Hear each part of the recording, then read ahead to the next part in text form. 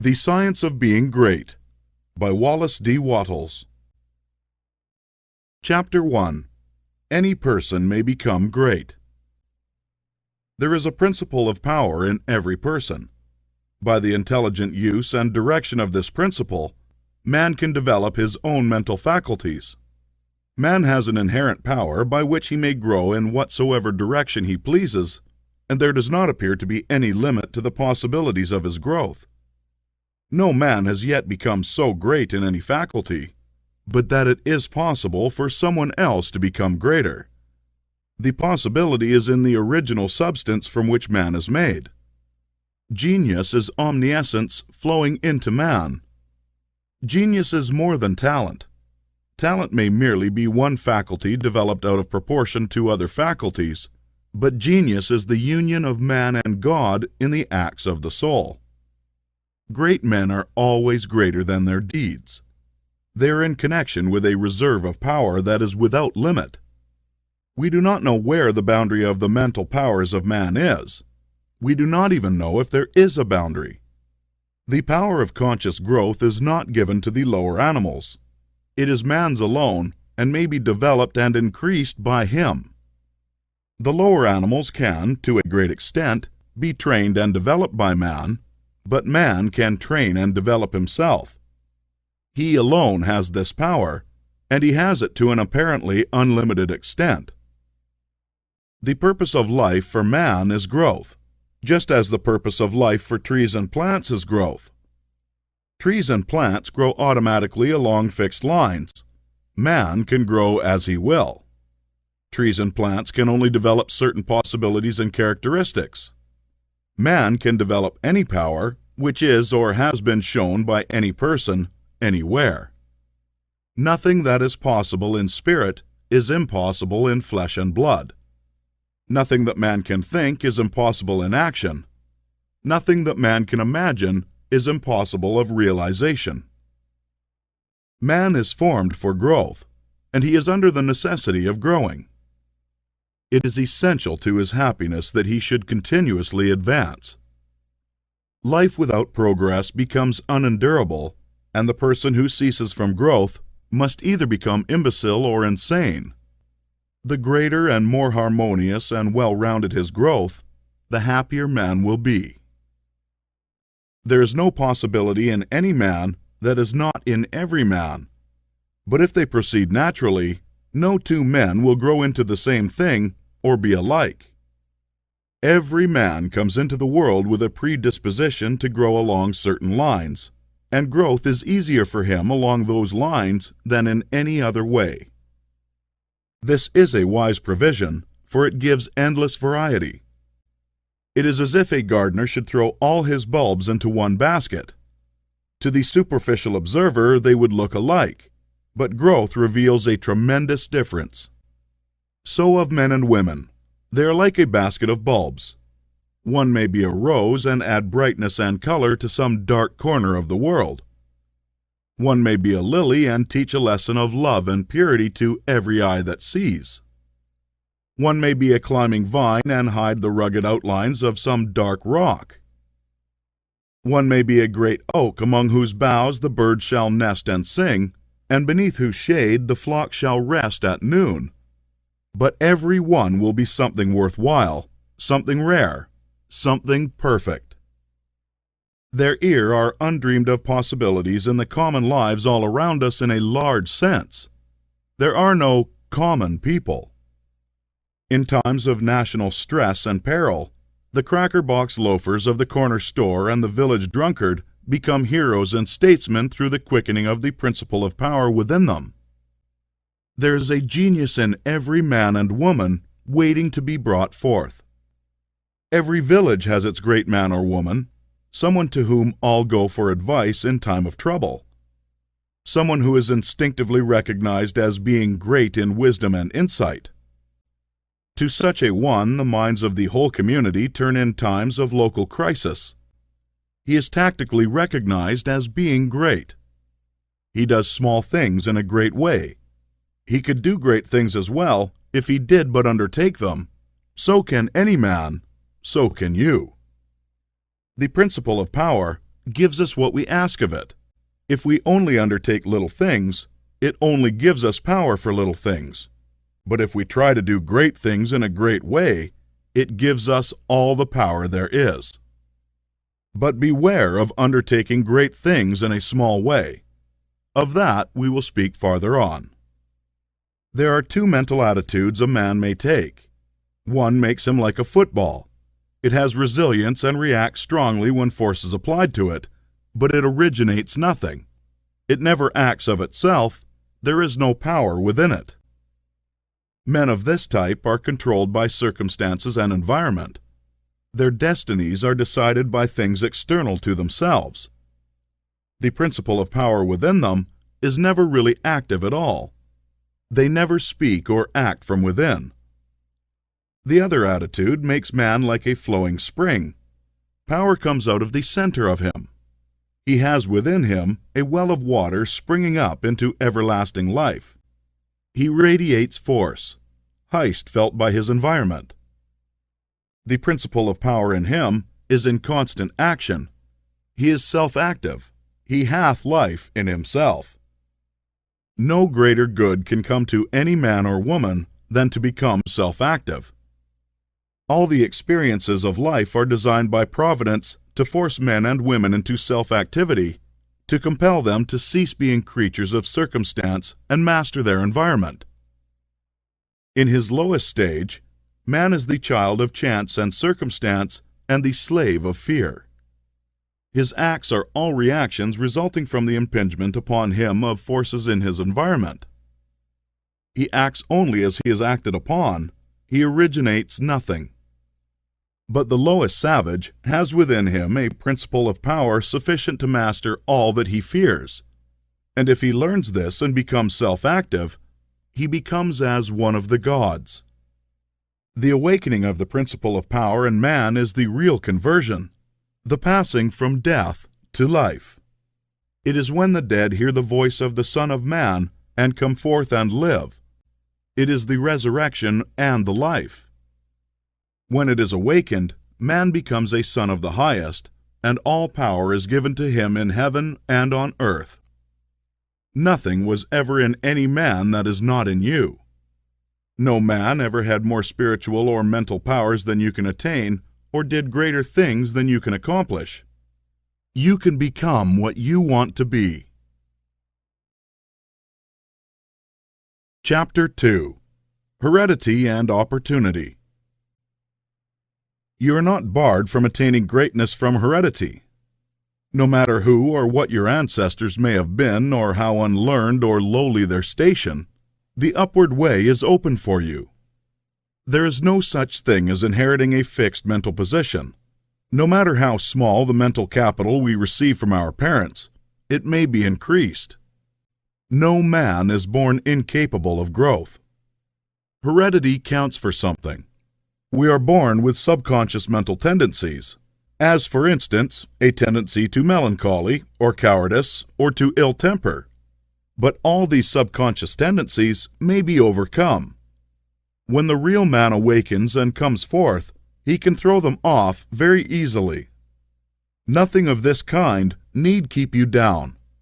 If you have inherited undesirable mental tendencies, you can eliminate them and put desirable tendencies in their places. An inherited mental trait is a habit of thought of your father or mother impressed upon your subconscious mind. You can substitute the opposite impression by forming the opposite habit of thought. You can substitute a habit of cheerfulness for a tendency to despondency. You can overcome cowardice or ill temper. Heredity may count for something too, in an inherited conformation of the skull. There is something in phrenology, if not as much as its exponents claim. It is true that the different faculties are localized in the brain, and that the power of a faculty depends on the number of active brain cells in its area. A faculty whose brain area is large is likely to act with more power than one whose cranial section is small. Hence, persons with certain conformations of the skull show talent as musicians, orators, mechanics, and so on. It has been argued from this that a man's cranial formation must, to a great extent, decide his station in life, but this is an error. It has been found that a small brain section, with many fine and active cells, gives as powerful expression to faculty as a larger brain with coarser cells, and it has been found that by turning the principle of power into any section of the brain, with the will and purpose to develop a particular talent, the brain cells may be multiplied indefinitely. Any faculty, power, or talent you possess, no matter how small or rudimentary, may be increased. You can multiply the brain cells in this particular area until it acts as powerfully as you wish. It is true that you can act most easily through those faculties that are now most largely developed. You can do, with the least effort, the things which come naturally. But it is also true that if you will make the necessary effort, you can develop any talent. You can do what you desire to do and become what you want to be. When you fix upon some ideal and proceed as hereinafter directed, all the power of your being is turned into the faculties required in the realization of that ideal.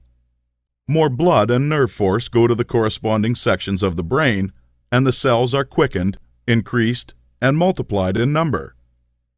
The proper use of the mind of man will build a brain capable of doing what the mind wants to do. The brain does not make the man makes the brain. Your place in life is not fixed by heredity, nor are you condemned to the lower levels by circumstance or lack of opportunity. The principle of power in man is sufficient for all the requirements of his soul.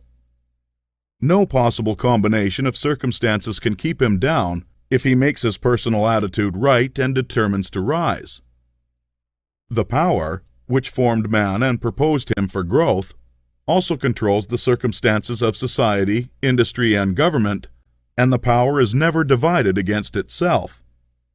The power which is in you is in the things around you, and when you begin to move forward, the things will arrange themselves for your advantage, as described in later chapters in this book. Man was formed for growth, and all things external were designed to promote his growth. No sooner does a man awaken his soul and enter on the advancing way than he finds that not only is God for him, but nature, society, and his fellow men are for him also. And all things work together for his good if he obeys the law. Poverty is no bar to greatness, for poverty can always be removed. Martin Luther, as a child, sang in the streets for bread. Linnaeus, the naturalist, had only $40 with which to educate himself. He mended his own shoes and often had to beg meals from his friends. Hugh Miller, apprenticed to a stonemason, began to study geology in a quarry. George Stephenson, inventor of the locomotive engine and one of the greatest of civil engineers, was a coal miner working in a mine when he awakened and began to think. James Watt was a sickly child and was not strong enough to be sent to school. Abraham Lincoln was a poor boy. In each of these cases, we see a principle of power in the man that lifts him above all opposition and adversity. There is a principle of power in you. If you use it and apply it in a certain way, you can overcome all heredity and master all circumstances and conditions and become a great and powerful personality. Chapter 3. The Source of Power. Man's brain, body, mind, faculties, and talents are the mere instruments he uses in demonstrating greatness. In themselves, they do not make him great. A man may have a large brain and a good mind, strong faculties, and brilliant talents, and yet he is not a great man unless he uses all these in a great way. That quality which enables a man to use his abilities in a great way makes him great. And to that quality we give the name of wisdom. Wisdom is the essential basis of greatness. Wisdom is the power to perceive the best ends to aim at and the best means for reaching those ends. It is the power to perceive the right thing to do. The man who is wise enough to know the right thing to do, who is good enough to wish to do only the right thing, and who is able and strong enough to do the right thing, is a truly great man. He will instantly become marked as a personality of power in any community, and men will delight to do him honor. Wisdom is dependent upon knowledge. Where there is complete ignorance, there can be no wisdom, no knowledge of the right thing to do.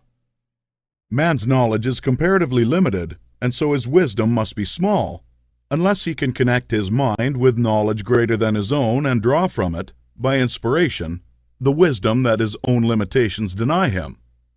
This he can do. This is what the really great men and women have done.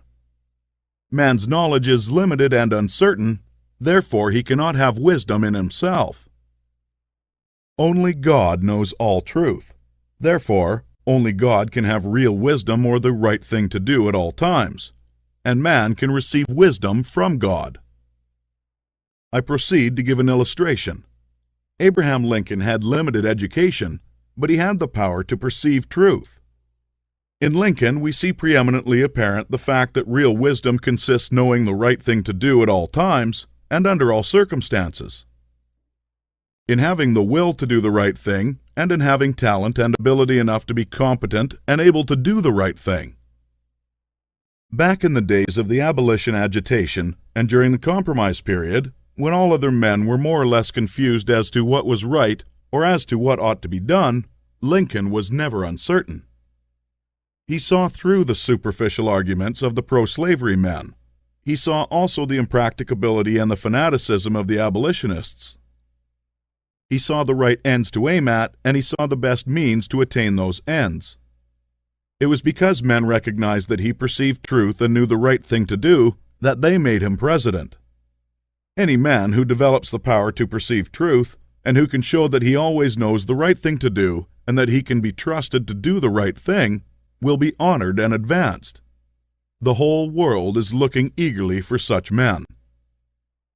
When Lincoln became president, he was surrounded by a multitude of so-called able advisers, hardly any two of whom were agreed. At times, almost the whole North was opposed to what he had proposed to do. But he saw the truth when others were misled by appearances. His judgment was seldom or never wrong. He was at once the ablest statesman and the best soldier of the period. Where did he, a comparatively unlearned man, get his wisdom? It was not due to some peculiar formation of his skull, or to some fineness of texture of his brain. It was not due to some physical characteristic. It was not even a quality of mind due to superior reasoning power. Processes of reason do not often reach knowledge of truth. It was due to a spiritual insight. He perceived truth, but where did he perceive it, and whence did the perception come? We see something similar in Washington, whose faith and courage, due to his perception of truth, held the colonies together during the long and often apparently hopeless struggle of the Revolution. We see something of the same thing in the phenomenal genius of Napoleon, who always knew, in military matters, the best means to adopt. We see that the greatness of Napoleon was in nature rather than in Napoleon, and we discover back of Washington and Lincoln something greater than either Washington or Lincoln. We see the same thing in all great men and women. They perceive truth, but truth cannot be perceived until it exists, and there can be no truth until there is a mind to perceive it. Truth does not exist apart from mind. Washington and Lincoln were in touch and communication with a mind that knew all knowledge and contained all truth. The same is true of all who manifest wisdom. Wisdom is obtained by reading the mind of God. Chapter 4. The Mind of God. There is a cosmic intelligence that is in all things and through all things. This is the one real substance. From it, all things proceed. It is intelligent substance or mind stuff. It is God. Where there is no substance, there can be no intelligence. For where there is no substance, there is nothing. Where there is thought, there must be a substance which thinks. Thought cannot be a function, for function is a motion, and it is inconceivable that mere motion should think. Thought cannot be vibration, for vibration is motion, and that motion should be intelligent is not thinkable. Motion is nothing but the moving of substance. If there be intelligence shown, it must be in the substance and not in the motion. Thought cannot be the result of motions in the brain. If thought is in the brain, it must be in the brain substance and not in the motions which brain substance makes. But thought is not in the brain substance, for brain substance, without life, is quite unintelligent and dead. Thought is the life principle that animates the brain in the spirit substance which is the real man. The brain does not think. The man thinks and expresses his thought through the brain. There is a spirit substance that thinks, just as the spirit substance of man permeates his body and thinks and knows in the body, so the original spirit substance, God, permeates all nature and thinks and knows in nature. Nature is as intelligent as man and knows more than man. Nature knows all things. The all-mind has been in touch with all things from the beginning, and it contains all knowledge. Man's experience covers a few things, and these things man knows. But God's experience covers all the things that have happened since the creation, from the wreck of a planet to the passing of a comet to the fall of a sparrow. All that is and all that has been are present in the intelligence that is wrapped about us and enfolds us and presses upon us from every side. All the encyclopedias men have written are but trivial affairs compared to the vast knowledge held by the mind in which men live, move, and have their being. The truths men perceive by inspiration are thoughts held in their mind. If they were not thoughts, men could not perceive them, for they would have no existence, and they could not exist as thoughts unless there is a mind for them to exist in, and a mind is nothing else than a substance which thinks. Man is thinking substance, a portion of the cosmic substance, but man is limited, while the cosmic intelligence from which he sprang, which Jesus calls the Father, is unlimited. All intelligence, power, and force come from the Father. Jesus recognized this and stated it very plainly. Over and over again he ascribed all his wisdom and power to his unity with the Father and to his perceiving the thoughts of God. My Father and I are one. This was the foundation of his knowledge and power. He showed the people the necessity of becoming spiritually awakened, of hearing his voice and becoming like him. He compared the unthinking man who is the prey and sport of circumstances to the dead man in a tomb, and besought him to hear and come forth. God is spirit, he said. Be born again. Become spiritually awake, and you may see his kingdom. Hear my voice, see what I am and what I do, and come forth and live. The words I speak are spirit and life. Accept them, and they will cause a well of water to spring up within you. Then you will have life within yourself. I do what I see the Father do, he said, meaning that he read the thoughts of God. The Father shows all things to the Son. If any man has the will to do the will of God, he shall know truth. My teaching is not my own, but his that sent me. You shall know the truth, and the truth shall make you free. The Spirit shall guide you into all truth. We are immersed in mind, and that mind contains all knowledge and all truth. It is seeking to give us this knowledge, for our Father delights to give good gifts to his children. The prophets and seers and great men and women, past and present, were made great by what they received from God, not by what they were taught by men. This limitless reservoir of wisdom and power is open to you. You can draw upon it as you will, according to your needs. You can make yourself what you desire to be. You can do what you wish to do. You can have what you want.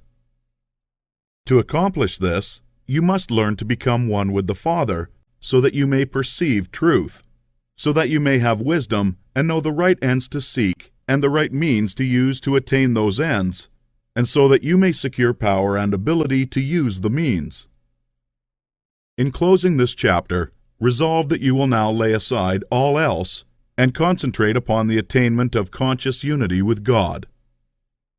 Oh, when I am safe in my sylvan home, I tread on the pride of Greece and Rome, and when I am stretched beneath the pines, where the evening's star so wholly shines, I laugh at the lore and pride of man, at the sophist schools and the learned clan. For what are they all in their high conceit, when man in the bush with God may meet? Chapter 5. Preparation. Draw nigh to God, and He will draw nigh to you. If you become like God, you can read His thoughts, and if you do not, you will find the inspirational perception of truth impossible. You can never become a great man or woman until you have overcome anxiety, worry, and fear. It is impossible for an anxious person, a worried one, or a fearful one to perceive truth. All things are distorted and thrown out of their proper relations by such mental states, and those who are in them cannot read the thoughts of God. If you are poor, or anxious about business or financial matters, you are recommended to study carefully the first volume of this series, The Science of Getting Rich. That will present to you a solution for your problems of this nature, no matter how large or how complicated they may seem to be. There is not the least cause for worry about financial affairs. Every person who wills to do so may rise above want, have all he needs, and become rich.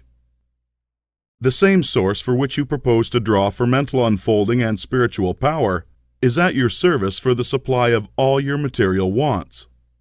Study this truth until it is fixed in your thoughts and until anxiety is banished from your mind.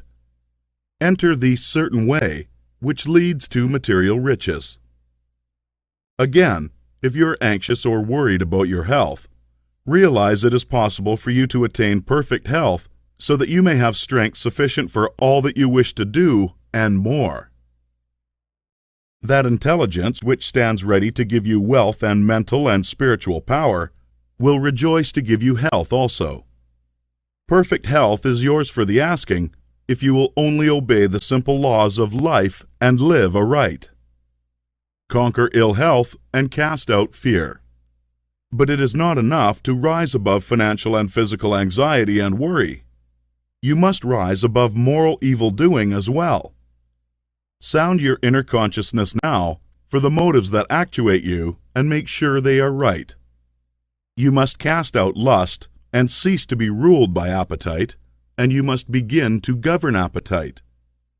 You must only eat to satisfy hunger, never for gluttonous pleasure, and in all things you must make the flesh obey the spirit.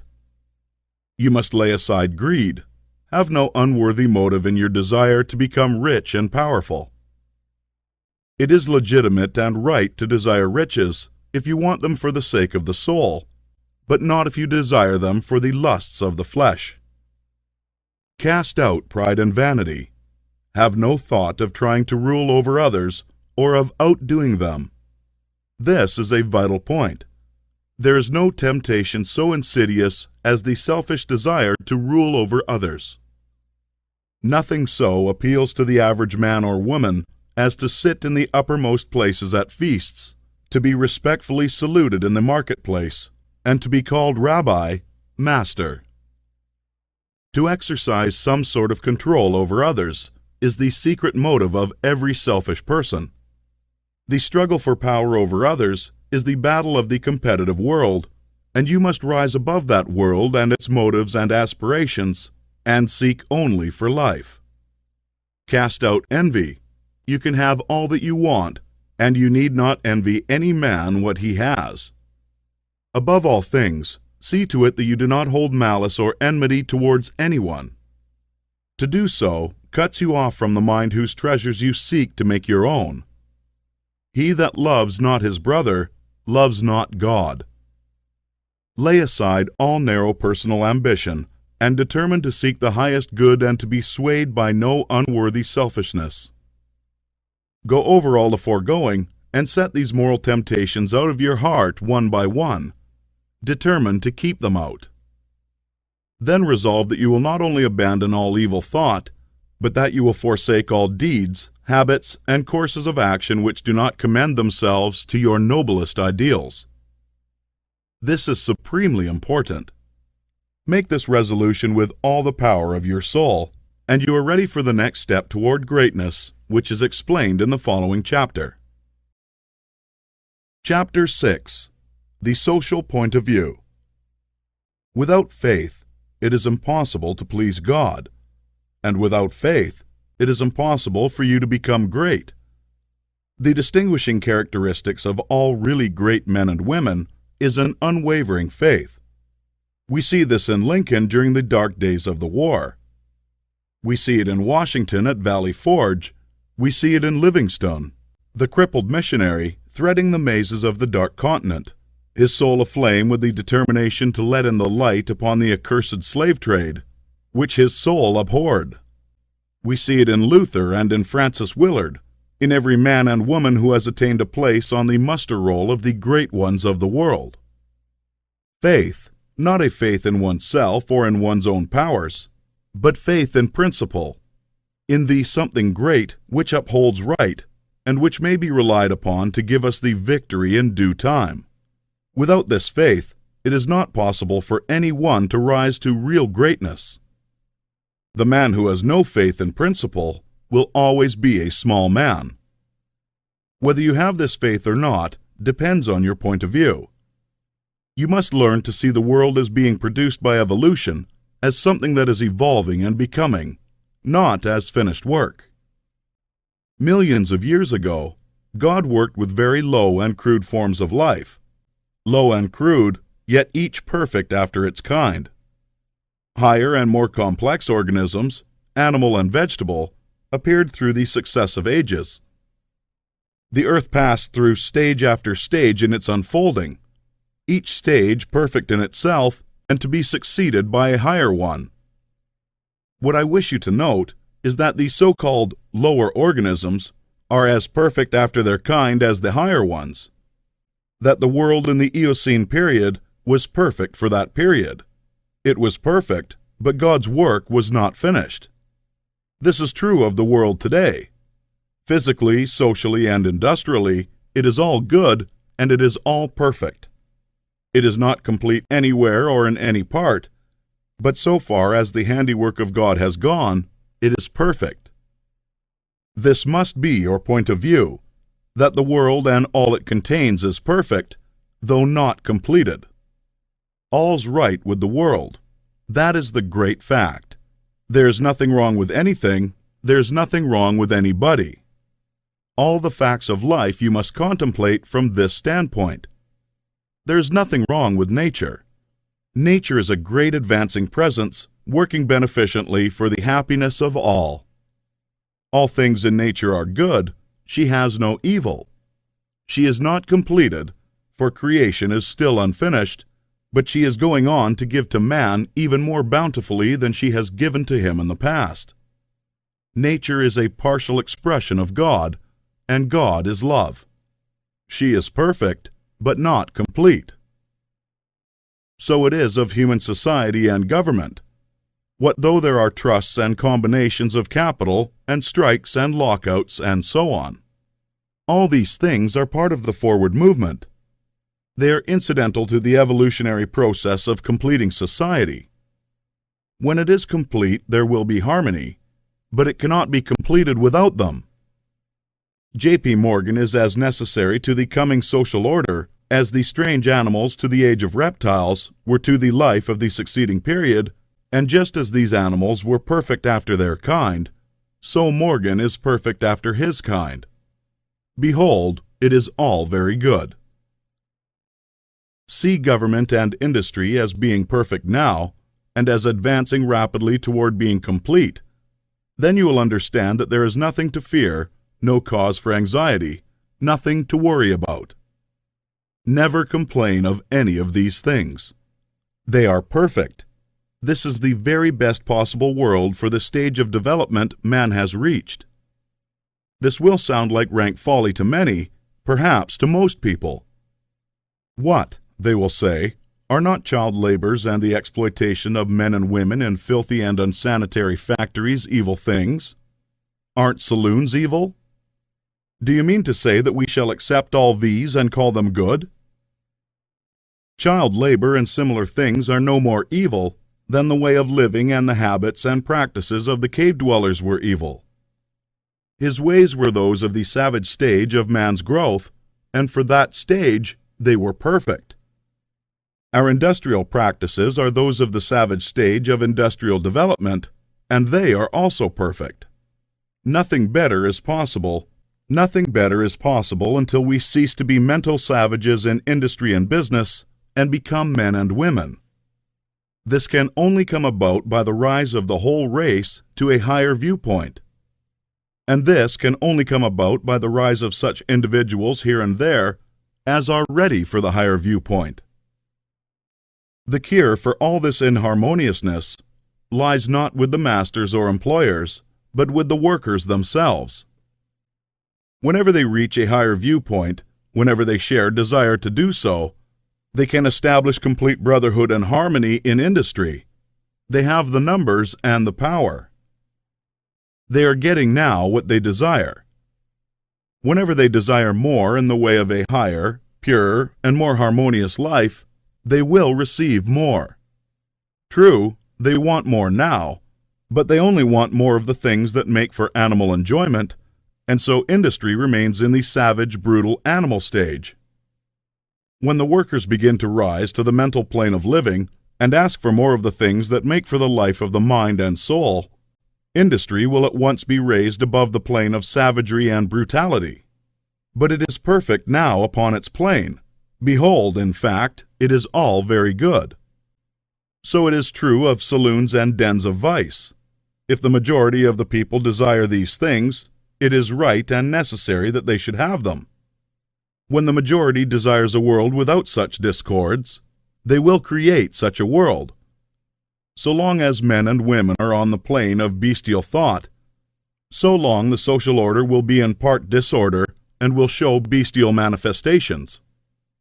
The people make society what it is, and as the people rise above the bestial thought, society will rise above the beastly in its manifestations. But a society which thinks in a bestial way must have saloons and dives. It is perfect after its kind, as the world was in the Eocene period, and very good. All this does not prevent you from working for better things. You can work to complete an unfinished society instead of to renovate a decaying one. And you can work with a better heart and a more hopeful spirit. It will make an immense difference with your faith and spirit whenever you look upon civilization as a good thing that is becoming better or as a bad and evil thing that is decaying. One viewpoint gives you an advancing and expanding mind, and the other gives you a descending and decreasing mind. One viewpoint will make you grow greater, and the other will inevitably cause you to grow smaller. One will enable you to work for the eternal things, to do large works in a great way toward the completing of all things that are incomplete and inharmonious. And the other will make you a mere patchwork reformer, working almost without hope to save a few lost souls from what you will grow to consider a lost and doomed world. So you see, it makes a vast difference to you, this matter of the social viewpoint. All's right with the world. Nothing can possibly be wrong but my personal attitude, and I will make that right. I will see that the facts of nature and all the events, circumstances, and conditions of society, politics, government, and industry from the highest viewpoint. It is all perfect, though incomplete. It is all the handiwork of God. Behold, it is all very good. Chapter 7. The Individual Point of View. Important as the matter of your point of view for the facts of social life is, it is of less moment than your viewpoint for your fellow man, for your acquaintances, friends, relatives, your immediate family, and, most of all, yourself. You must learn not to look upon the world as a lost and decaying thing, but as a something perfect and glorious, which is going on to a most beautiful completeness. And you must learn to see men and women not as lost and accursed things, but as perfect beings advancing to become complete. There are no bad or evil people. An engine, which is on the rails pulling a heavy train, is perfect after its kind, and it is good. The power of steam which drives it is good. Let a broken rail throw the engine into the ditch, and it does not become bad or evil by being so displaced. It is a perfectly good engine, but off the track. The power of steam that drives it into the ditch and wrecks it is not evil, but a perfectly good power. So that which is misplaced or applied in an incomplete or partial way is not evil. There are no evil people. There are perfectly good people who are off the track, but they do not need condemnation or punishment. They only need to get upon the rails again. That which is undeveloped or incomplete often appears to us as evil because of the way we have trained ourselves to think. The root of a bulb that shall produce a white lily is an unsightly thing. One might look upon it with disgust. But how foolish we should be to condemn the bulb for its appearance when we know the lily is within it. The root is perfect after its kind. It is a perfect but incomplete lily, and so we must learn to look upon every man and woman, no matter how unlovely in outward manifestation. They are perfect in their stage of being, and they are becoming complete. Behold, all is very good. Once we come into a comprehension of this fact and arrive at this point of view, we lose all desire to find fault with people, to judge them, criticize them, or condemn them. We no longer work as those who are saving lost souls, but as those who are among the angels, working out the completion of a glorious heaven. We are born of the Spirit, and we see the kingdom of God. We no longer see men as trees walking, but our vision is complete. We have nothing but good words to say. It is all good, a great and glorious humanity coming to completeness. And in our association with men, this puts us into an expansive and enlarging attitude of mind. We see them as great beings, and we begin to deal with them in their affairs in a great way. But if we fall to the other point of view and see a lost and degenerate race, we shrink into the contracting mind, and our dealings with men and their affairs will be in a small and contracted way. Remember to hold steady to this point of view. If you do, you cannot fail to begin at once to deal with your acquaintances and neighbors and with your own family as a great personality deals with men. This same viewpoint must be the one from which you regard yourself. You must always see yourself as a great advancing soul. Learn to say, "There is that in me of which I am made, which knows no imperfection, weakness, or sickness. The world is incomplete, but God in my own consciousness is both perfect and complete. Nothing can be wrong but my own personal attitude, and my own personal attitude can be wrong only when I disobey that which is within. I am a perfect manifestation of God so far as I have gone, and I will press on to be complete. I will trust and not be afraid." When you are able to say this understandingly, you will have lost all fear, and you will be far advanced upon the road to the development of a great and powerful personality. Chapter 8. Consecration. Having attained to the viewpoint that puts you into the right relations with the world and with your fellow man, the next step is consecration. And consecration in its true sense simply means obedience to the soul. You have that within you, that which is always impelling you toward the upward and advancing way. And that impelling something is the divine principle of power. You must obey it without question. No one will deny the statement that if you are to be great, the greatness must be a manifestation of something within. Nor can you question that this something must be the very greatest and highest that is within.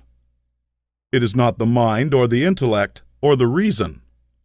You cannot be great if you go no further back to your principle than to your reasoning power.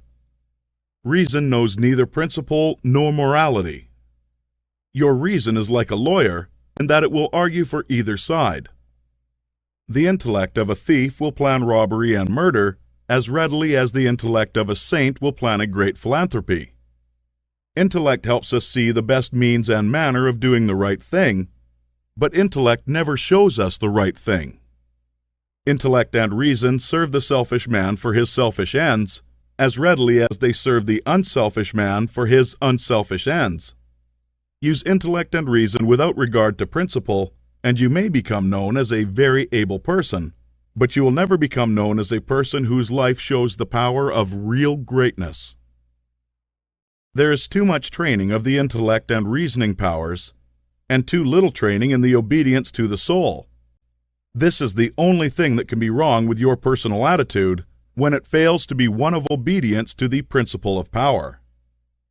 By going back to your own center, you can always find the pure idea of right for every relationship. To be great and to have power is only necessary to conform your life to the pure idea as you find it in the great within. Every compromise on this point is made at the expense of a loss of power. This you must remember. There are many ideas in your mind that you have outgrown, and which, from force of habit, you still permit to dictate the actions of your life. Cease all this. Abandon everything you have outgrown. There are many ignoble customs, social and other, which you still follow, although you know they tend to dwarf and belittle you and keep you acting in a small way. Rise above all this. I do not say that you should absolutely disregard conventionalities or the commonly accepted standards of right or wrong. You cannot do this, but you can deliver your soul from most of the narrow restrictions that bind the majority of your fellow men. Do not give your time and strength to the support of obsolete institutions, religion or otherwise. Do not be bound by creeds in which you do not believe. Be free. You have perhaps formed some sensual habits of mind or body. Abandon them. You still indulge in distrustful fears that things will go wrong, or that people will betray you or mistreat you. Get above all of them. You still act selfishly in many ways and on many occasions. Cease to do so. Abandon all these, and in place of them, put the best actions you can form a conception of in your mind. If you desire to advance and you are not doing so, remember that it can only be because your thought is better than your practice. You must do as well as you think. Let your thoughts be ruled by principle, and then live up to your thoughts.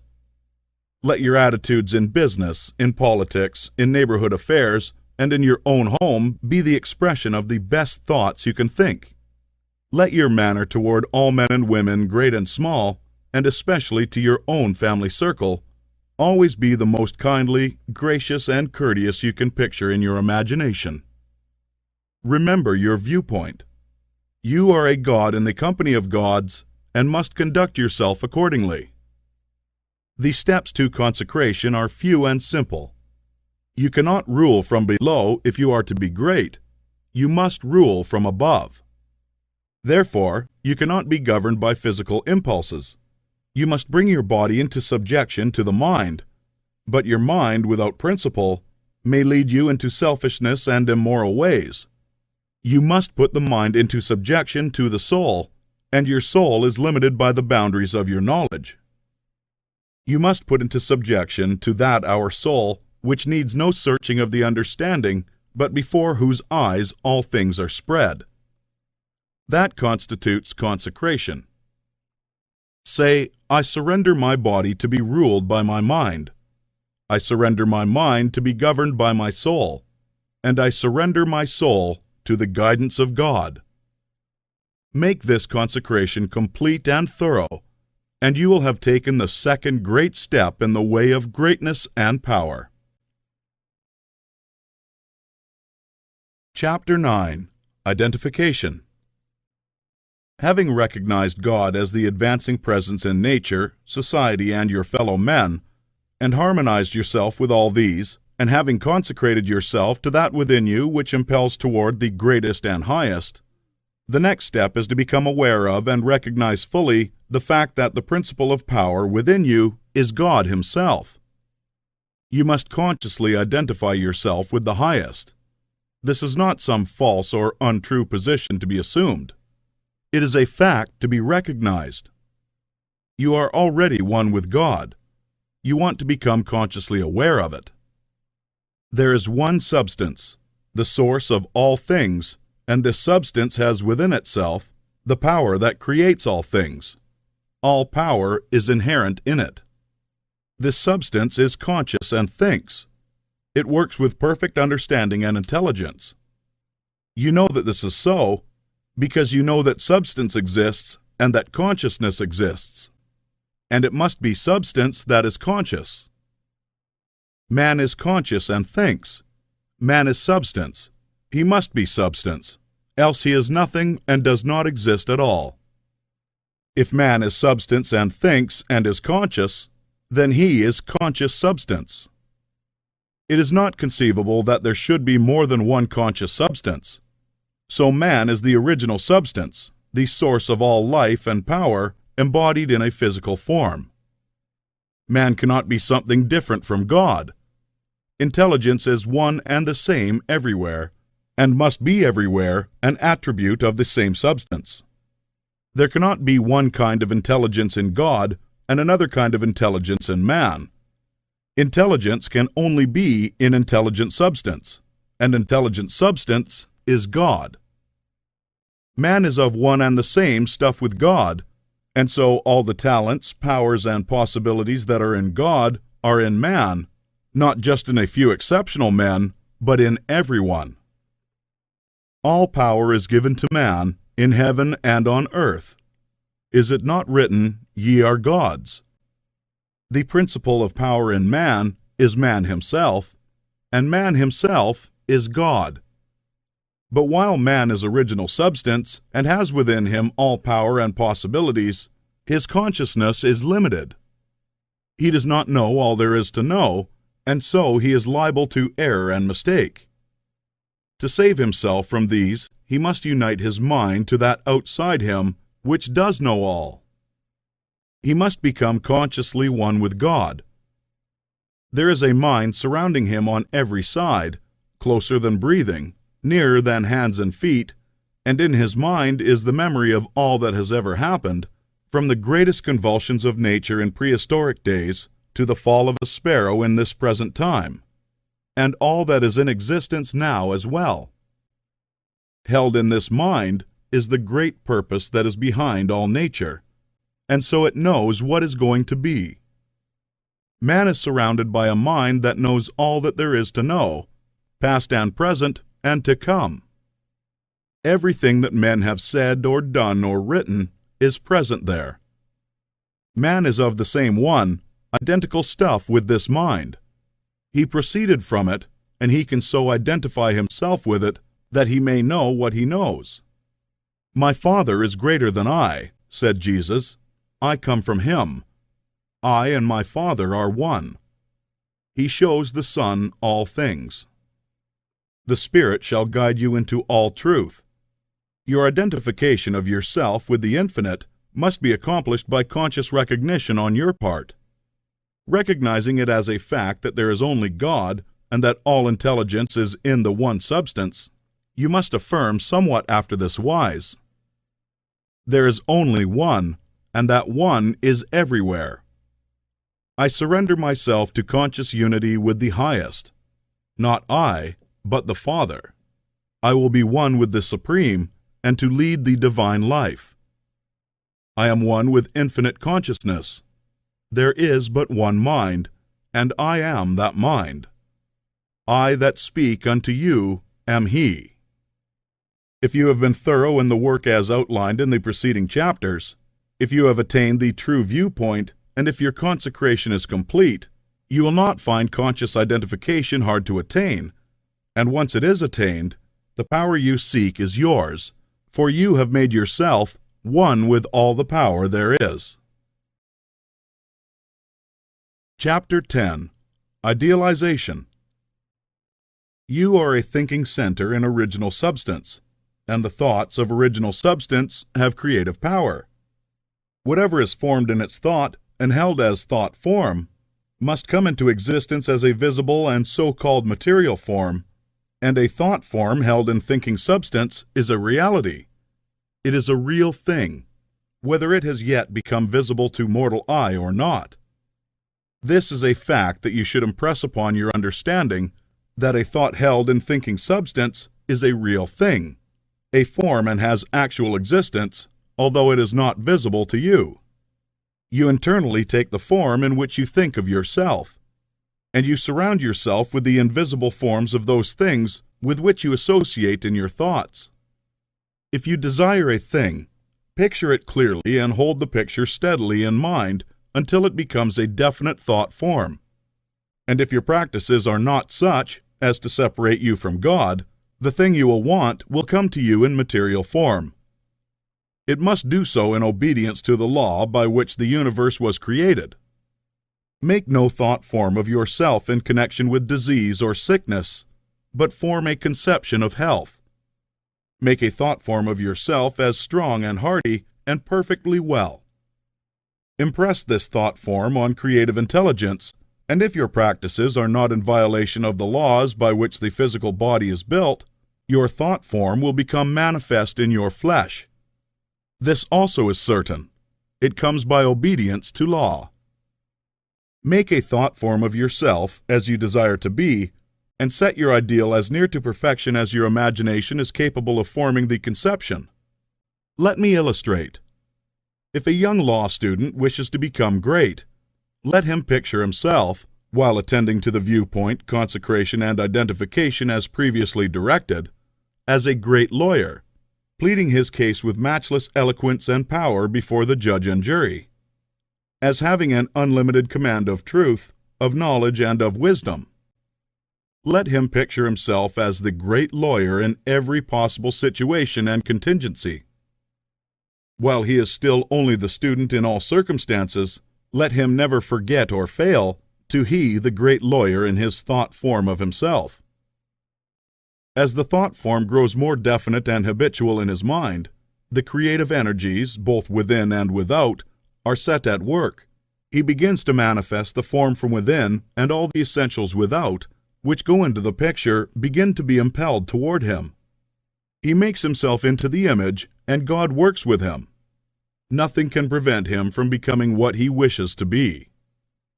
In the same general way, the musical student pictures himself as performing perfect harmonies and as delighting vast audiences. The actor forms the highest conception he is capable of in regard to his art and applies this conception to himself. The farmer and the mechanic do exactly the same thing. Fix upon your ideal of what you wish to make of yourself. Consider well and be sure that you make the right choice. That is, the one that will be most satisfactory to you in a general way. Do not pay too much attention to the advice or suggestions to those around you. Do not believe that anyone can know better than yourself what is right for you. Listen to what others have to say, but always form your own conclusions. Do not let other people decide what you are to be. Be what you feel that you want to be.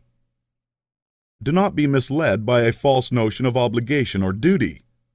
You can owe no possible obligation or duty to others that should prevent you from making the most of yourself. Be true to yourself, and you cannot then be false to any man. When you have fully decided what thing you want to be, form the highest conception of that thing that you are capable of imagining, and make that conception a thought form. Hold that thought form as a fact, as the real truth about yourself, and believe in it. Close your ears to all adverse suggestions. Never mind if people call you a fool and a dreamer. Dream on. Remember that Bonaparte, the half-starved lieutenant, always saw himself as the general of armies and the master of France, and he became in outward realization what he held himself to be in mind. So likewise will you. Attend carefully to all that has been said in the preceding chapters, and act as directed in the following ones, and you will become what you want to be. Chapter 11. Realization. If you were to stop with the close of the last chapter, however, you would never become great. You would be indeed a mere dreamer of dreams, a castle builder. Too many do stop there. They do not understand the necessity for present action in realizing the vision and bringing the thought form into manifestation. Two things are necessary. Firstly, the making of the thought form, and secondly, the actual appropriation to yourself of all that goes into and around the thought form. We have discussed the first. Now we will proceed to give directions for the second. When you have made your thought form, you're already, in your interior, what you want to be. Next, you must become externally what you want to be. You are already great within, but you are not yet doing the great things without. You cannot begin on the instant to do great things. You cannot be before the world the great actor or lawyer or musician or personality you know yourself to be. No one will entrust great things to you as yet, for you have not made yourself known. But you can always begin to do small things in a great way. Here lies the whole secret. You can begin to be great today, in your own home, in your store or office, on the street, everywhere. You can begin to make yourself known as great, and you can do this by doing everything you do in a great way. You must put the whole power of your great soul into every act, however small and commonplace, and so reveal to your family, your friends, and neighbors what you really are. Do not brag or boast of yourself. Do not go about telling people what a great personage you are. Simply live in a great way. No one will believe you if you tell them you are a great man, but no one can doubt your greatness if you show it in your actions.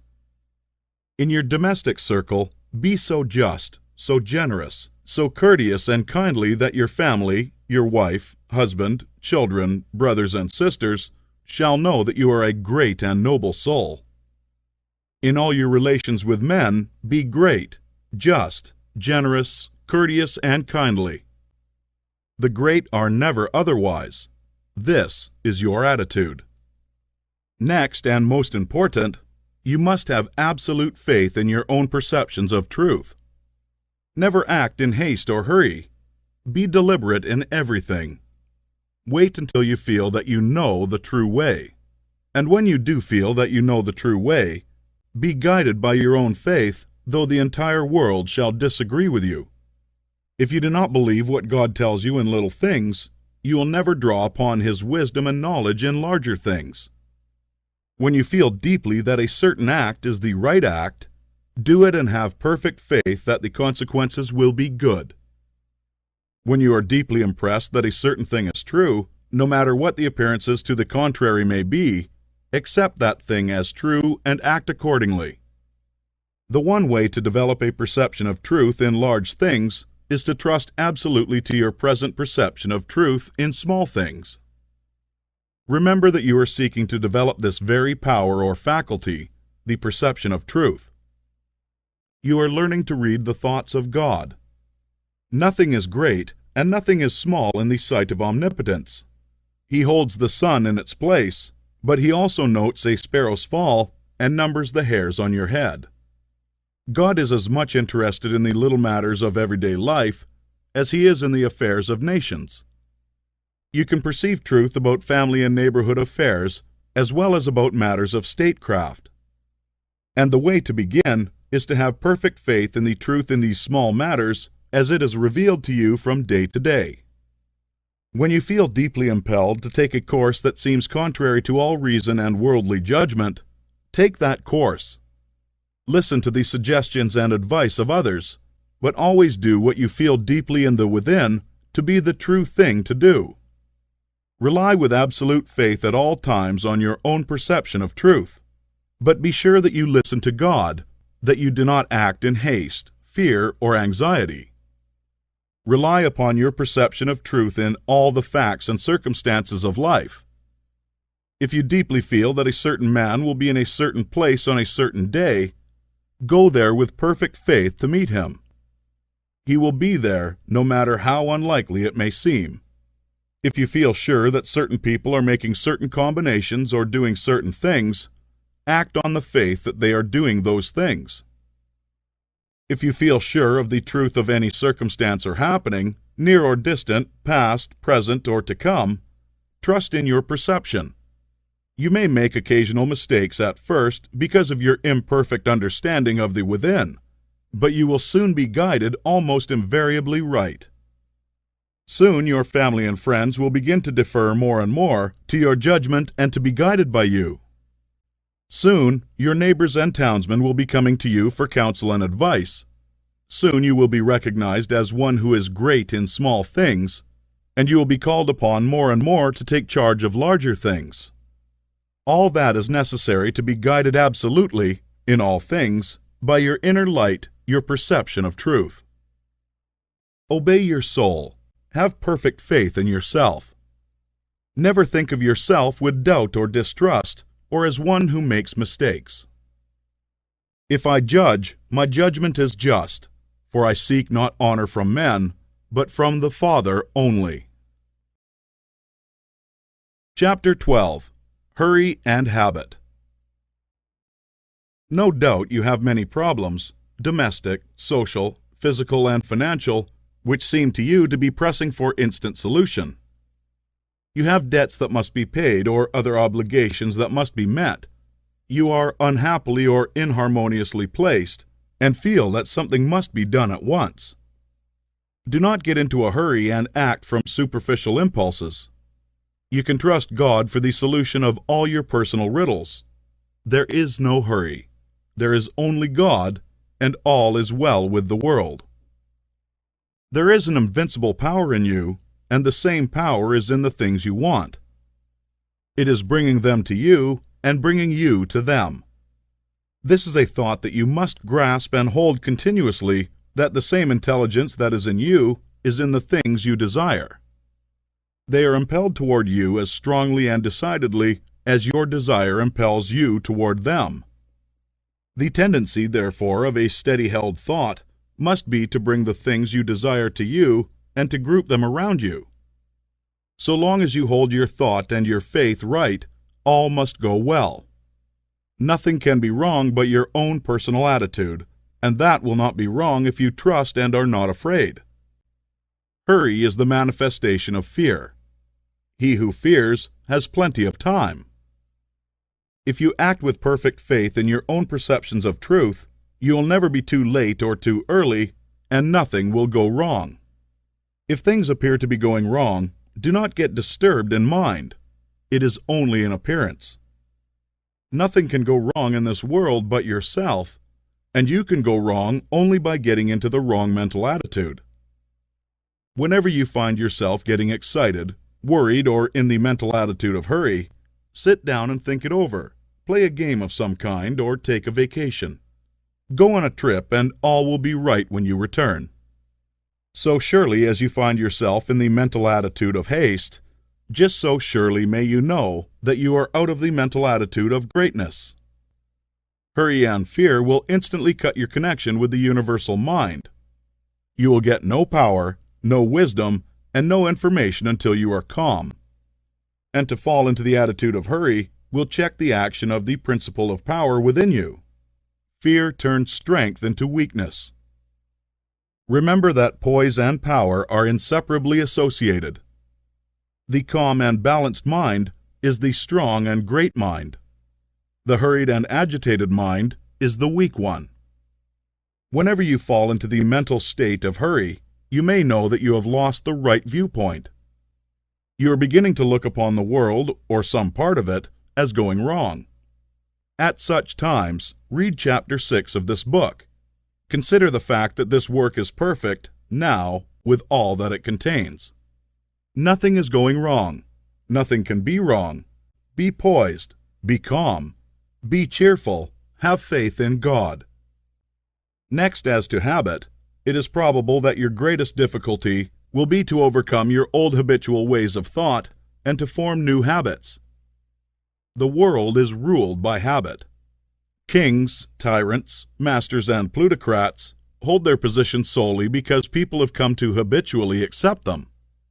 Things are as they are because people have formed the habit of accepting them as they are. When the people change their habitual thought about governmental, social, and industrial institutions, they will change the institutions. Habits rule us all. You have formed, perhaps, the habit of thinking of yourself as a common person, as one of a limited ability, or as being more or less of a failure. Whatever you habitually think yourself to be, that you are. You must form now a greater and better habit. You must form a conception of yourself as a being of limitless power, and habitually think that you are that being. It is the habitual, not the periodical thought that decides your destiny. It will avail you nothing to sit apart for a few moments several times a day to affirm that you are great, if during the balance of the day, while you are about doing your regular vocation, you think of yourself as not great.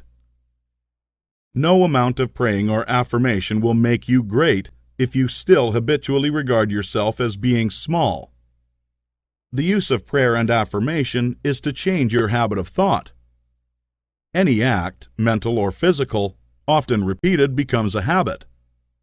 The purpose of mental exercise is to repeat certain thoughts over and over again until the thinking of those thoughts becomes constant and habitual. The thoughts we continually repeat become convictions. What you must do is to repeat the new thought of yourself until it is the only way in which you think of yourself. Habitual thought, and not environment or circumstance, has made you what you are. Every person has some central idea or thought form of himself, and by this idea he classifies and arranges all his facts and external relationships. You are classifying your facts either according to the idea that you are great and strong personality, or according to the idea that you are limited, common, or weak. If the latter is the case, you must change your central idea. Get a new mental picture of yourself. Do not try to become great by repeating mere strings of words or superficial formulas, but repeat over and over the thought of your own power and ability until you classify external facts and decide your place everywhere by this idea. In another chapter, there will be found an illustrative mental exercise and further directions on this point. Chapter 13. Thought. Greatness is only attained by the constant thinking of great thoughts. No man can become great in outward personality until he is great internally, and no man can be great internally until he thinks. No amount of education, reading, or study can make you great without thought, but thought can make you great with very little study. There are altogether too many people who are trying to make something of themselves by reading books without thinking. All such will fail. You are not mentally developed by what you read, but by what you think about what you read. Thinking is the hardest, most exhausting of all labor, and hence many people shrink from it. God has so formed us that we are continuously impelled to thought. We must either think or engage in some activity to escape thought. The headlong continuous chase for pleasure, in which most people spend all their leisure time, is only an effort to escape thought. If they are alone or if they have nothing amusing to take their attention, as a novel or a show to see, they must think. And to escape from thinking, they must resort to novels, shows, and all the endless devices of the purveyors of amusement. Most people spend the greater part of their leisure time running away from thought, hence they are where they are. We never move forward until we begin to think. Read less and think more. Read about great things and think about great questions and issues. We have at the present time few really great figures in the political life of our country. Our politicians are a petty lot. There is no Lincoln, no Webster, no Clay, Calhoun, or Jackson. Why? Because our present statesmen deal only with sordid and petty issues. Questions of dollars and cents, of expediency and party success, of material prosperity without regard to ethical right. Thinking along these lines does not call forth great souls. The statesmen of Lincoln's time and previous times dealt with questions of eternal truth, of human rights and justice. Men thought of great themes, they thought great thoughts, and they became great men. Thinking, not mere knowledge or information, makes personality. Thinking is growth. You cannot think without growing. Every thought engenders another thought. Write one idea, and others will follow until you have written a page. You cannot fathom your own mind. It has neither bottom nor boundaries. Your first thoughts may be crude, but as you go on thinking, you will use more and more of yourself. You will quicken new brain cells into activity, and you will develop new faculties. Heredity, environment, circumstances, all things must give way before you practice sustained and continuous thought. But, on the other hand, if you neglect to think for yourself and only use other people's thought, you will never know what you are capable of, and you will end by being incapable of anything. There can be no real greatness without original thought. All that a man does outwardly is the expression and completion of his inward thinking. No action is possible without thought. No great action is possible until a great thought has preceded it. Action is the second form of thought, and personality is the materialization of thought. Environment is the result of thought. Things group themselves or arrange themselves around you according to your thought. There is, as Emerson says, some central idea or conception of yourself by which all the facts of your life are arranged and classified. Change this central idea, and you change the arrangement or classification of all the facts and circumstances of your life. You are what you are because you think as you do. You are where you are because you think as you do. You see, then, the immense importance of thinking about the great essentials set forth in the preceding chapters. You must not accept them in any superficial way. You must think about them until they are part of your central idea. Go back to the matter of the point of view and consider, in all its bearings, the tremendous thought that you live in a perfect world among perfect people, and that nothing can possibly be wrong with you but your own personal attitude. Think about this until you fully realize all that it means to you. Consider that this is God's world, and that it is the best of all possible worlds, that He has brought it thus far towards completion by the processes of organic, social, and industrial evolution, and that it is going on to greater completeness and harmony. Consider that there is one great, perfect, intelligent principle of life and power, causing all the changing phenomena of the cosmos. Think about this until you see that it is true, and until you comprehend how you should live and act as a citizen of such a perfect whole. Next, think of the wonderful truth that this great intelligence is in you. It is your own intelligence. It is an inner light impelling you toward the right thing and the best thing, the greatest act, and the highest happiness. It is a principle of power in you, giving you all the ability and genius there is. It will infallibly guide you to the best if you will submit to it and walk in the light. Consider what is meant by your consecration of yourself when you say, "I will obey my soul." This is a sentence of tremendous meaning. It must revolutionize the attitude and behavior of the average person. Then think of your identification with this great Supreme, that all its knowledge is yours and all its wisdom is yours for the asking. You are a god if you think like a god. If you think like a god, you cannot fail to act like a god. Divine thoughts will surely externalize themselves in a divine life. Thoughts of power will end in a life of power. Great thoughts will manifest in great personality. Think well of all this, and then you are ready to act. Chapter 14. Action at Home. Do not merely think that you are going to become great. Think that you are great now. Do not think that you will begin to act in a great way at some future time. Begin now. Do not think that you will act in a great way when you reach a different environment. Act in a great way where you are now. Do not think that you will begin to act in a great way when you begin to deal with great things. Begin to deal in a great way with small things. Do not think that you will begin to be great when you get among more intelligent people or among people who understand you better. Begin now to deal in a great way with people around you. If you are not in an environment where there is scope for your best powers and talents, you can move in due time. But meanwhile, you can be great where you are. Lincoln was as great when he was a backwoods lawyer as when he was president. As a backwoods lawyer, he did common things in a great way, and that made him president.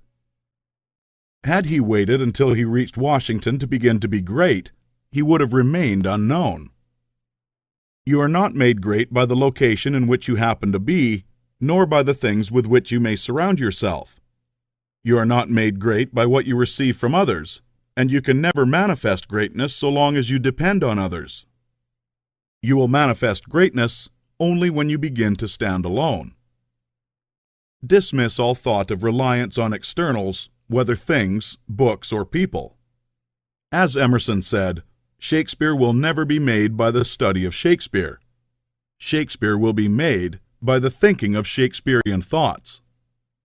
Never mind how the people around you, including those of your own household, may treat you.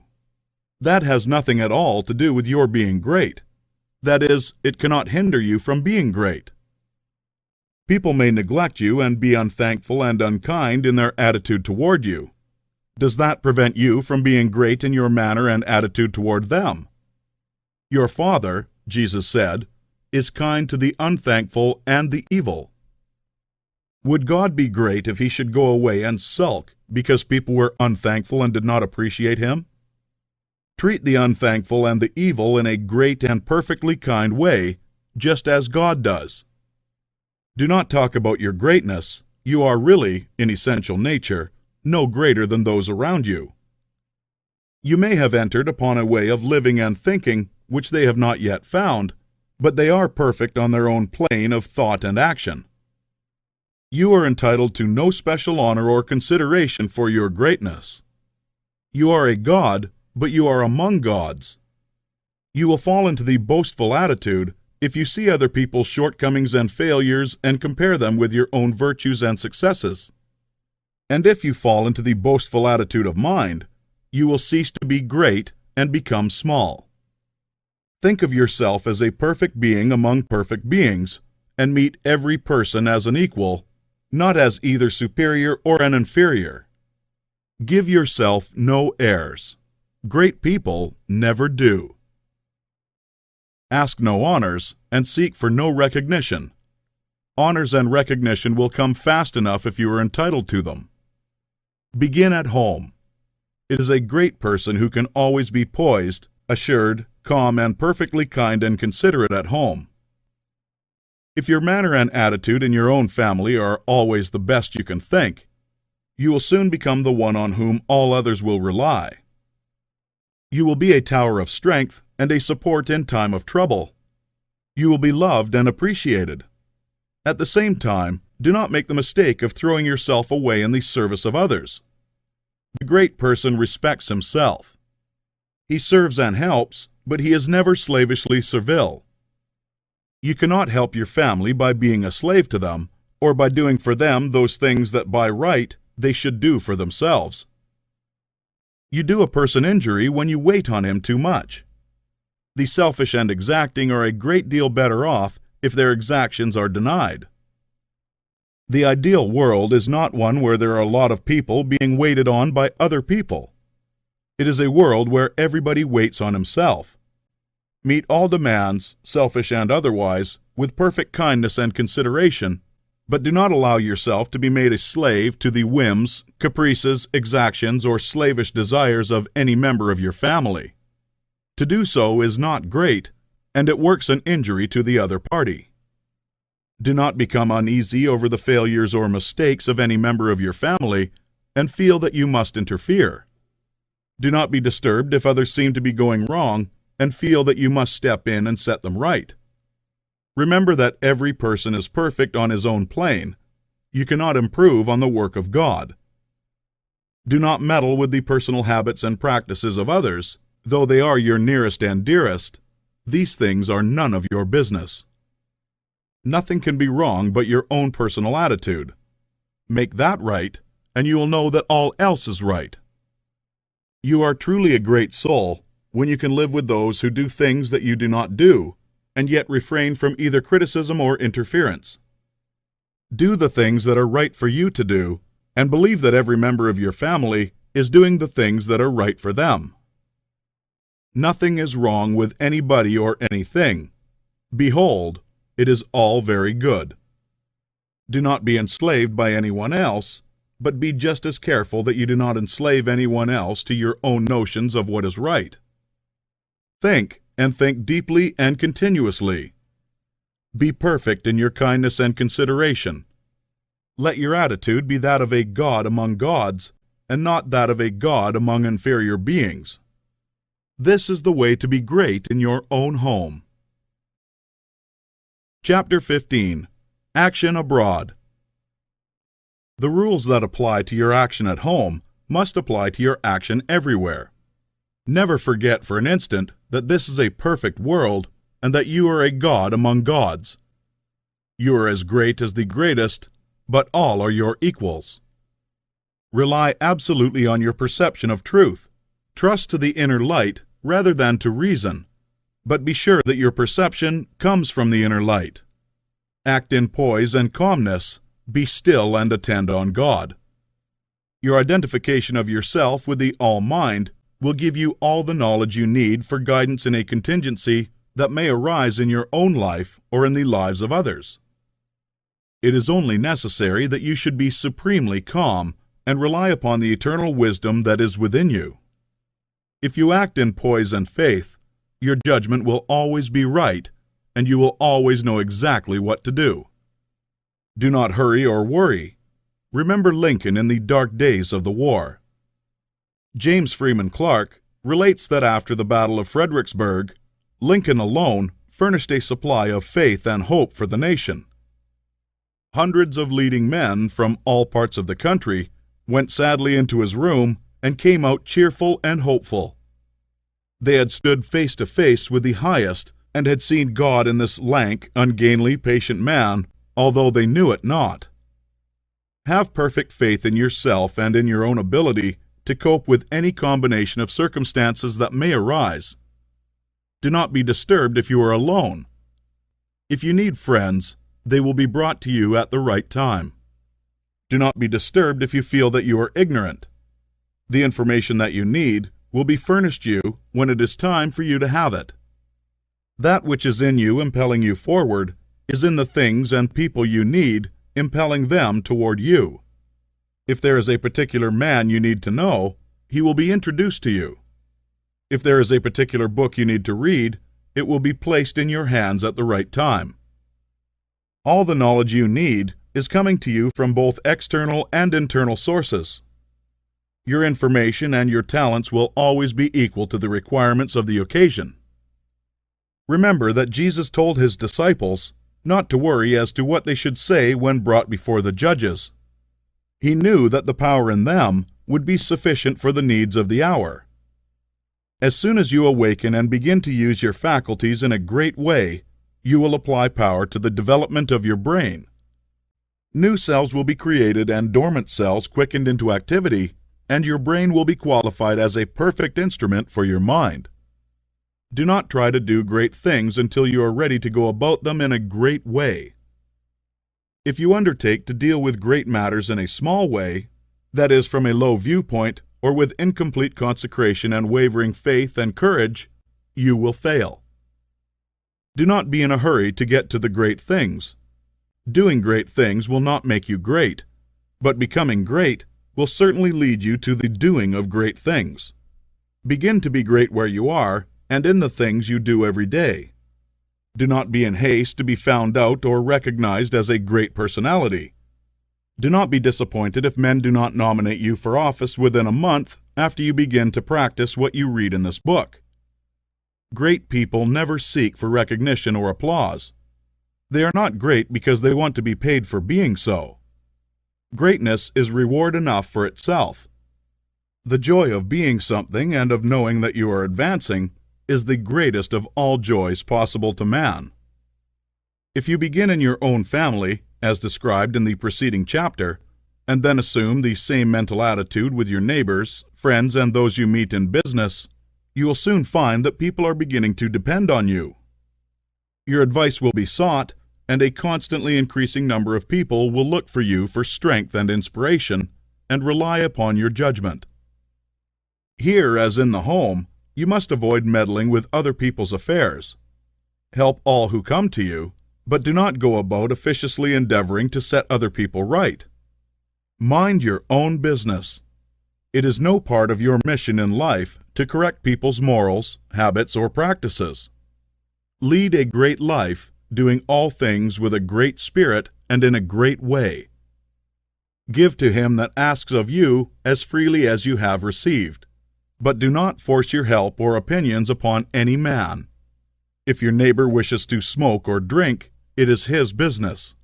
It is none of yours until he consults you about it.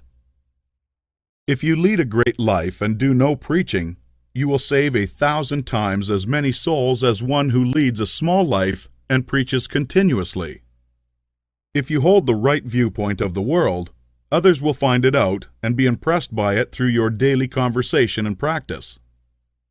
Do not try to convert others of your point of view, except by holding it and living it accordingly. If your consecration is perfect, you do not need to tell anyone. It will speedily become apparent to all that you are guided by a higher principle than the average man or woman. If your identification with God is complete, you do not need to explain the fact to others. It will become self-evident. To become known as a great personality, you have nothing to do but live.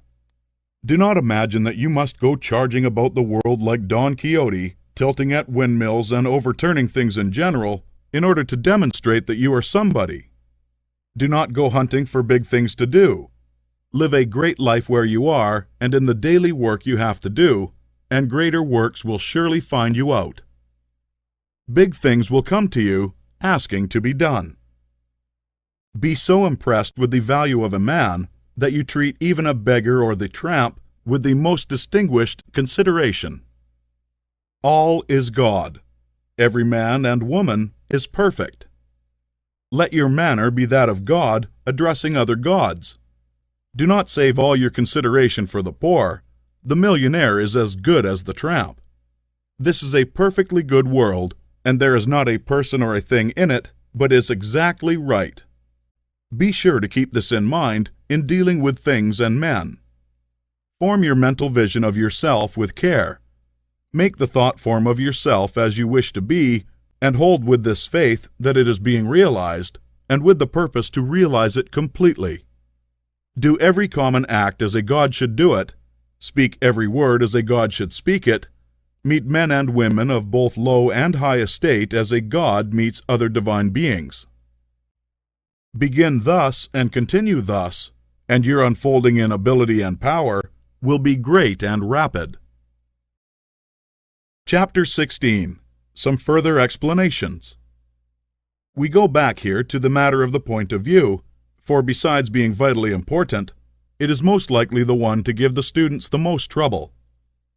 We have been trained, partly by mistaken religious teachers, to look upon the world as being like a wrecked ship, storm-driven upon a rocky coast. Utter destruction is inevitable at the end, and the most that can be done is to rescue perhaps a few of the crew. This view teaches us to consider the world as essentially bad and growing worse, and to believe that existing discords and inharmoniousness must continue and intensify until the end. It robs us of hope for society, government, and humanity, and gives us a decreasing outlook and contracting mind. This is all wrong. The world is not wrecked. It is like a magnificent steamer with the engines in place and the machinery in perfect order. The bunkers are full of coal, and the ship is amply provisioned for the cruise. There is no lack of any good thing. Every provision omniscience could devise has been made for safety, comfort, and happiness of the crew. The steamer is out on the high seas tackling hither and thither, because no one has yet learned the right course to steer. We are learning to steer, and in due time will come grandly into the harbor of perfect harmony. The world is good and growing better. Existing discords and inharmoniousness are but the pitching of the ship incidental to our own imperfect steering. They will all be removed in due time. This view gives us an increasing outlook and an expanding mind. It enables us to think largely of society and of ourselves, and to do things in a great way. Furthermore, we see that nothing can be wrong with such a world, or with any part of it, including our own affairs. If it is all moving on toward completion, then it is not going wrong. And as our personal affairs are a part of the whole, they are not going wrong. You and all you are concerned with are moving on toward completeness. Nothing can check this forward movement but yourself, and you can only check it by assuming a mental attitude that is at cross purposes with the mind of God. You have nothing to keep right but yourself. Nothing can possibly go wrong with you, and you can have nothing to fear. No business or other disaster can come upon you if your personal attitude is right, for you are a part of that which is increasing and advancing, and you must increase and advance with it. Moreover, your thought form will be mostly shaped according to your viewpoint of the cosmos. If you see the world as a lost and ruined thing, you will see yourself as a part of it, and as partaking of its sins and weaknesses. If your outlook for the world as a whole is hopeless, your outlook for yourself cannot be hopeful. If you see this world as declining towards its end, you cannot see yourself as advancing. Unless you think well of all the works of God, you cannot really think well of yourself. And unless you think well of yourself, you can never become great. I repeat that your place in life, including your material environment, is determined by the thought form that you habitually hold of yourself. When you make a thought form of yourself, you can hardly fail to form in your mind a corresponding environment.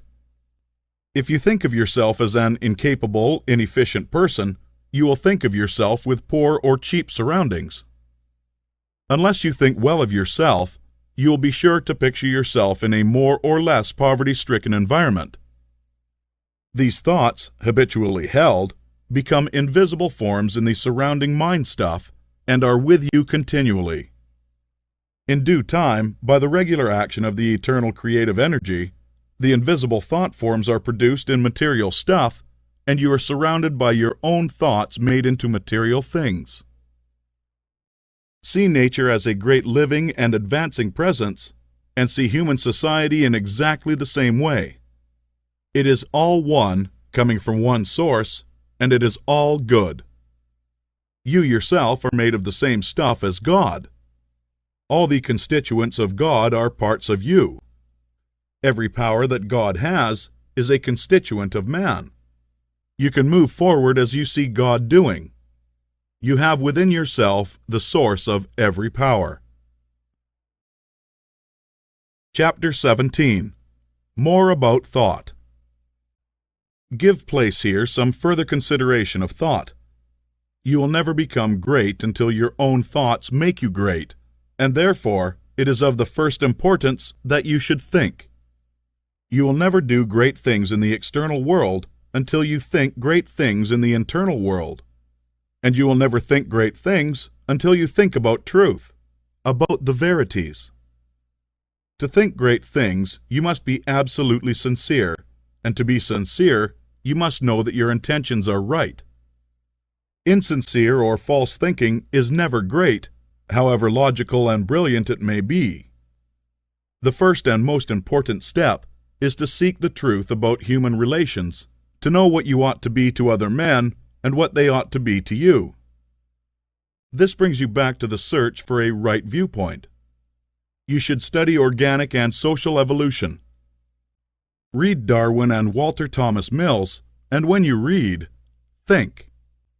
Think the whole matter over until you see the world of things and men in the right way. Think about what God is doing until you can see what He is doing. Your next step is to think yourself into the right personal attitude. Your viewpoint tells you what the right attitude is, and obedience to the soul puts you into it. It is only by making a complete consecration of yourself to the highest that is within you that you can attain to sincere thinking. So long as you know you are selfish in your aims, or dishonest or crooked in any way in your intentions or practices, your thinking will be false and your thoughts will have no power. Think about the way you are doing things, about your intentions, purposes, and practices until you know that they are right. The fact of his own complete unity with God is one that no person can grasp without deep and sustained thinking.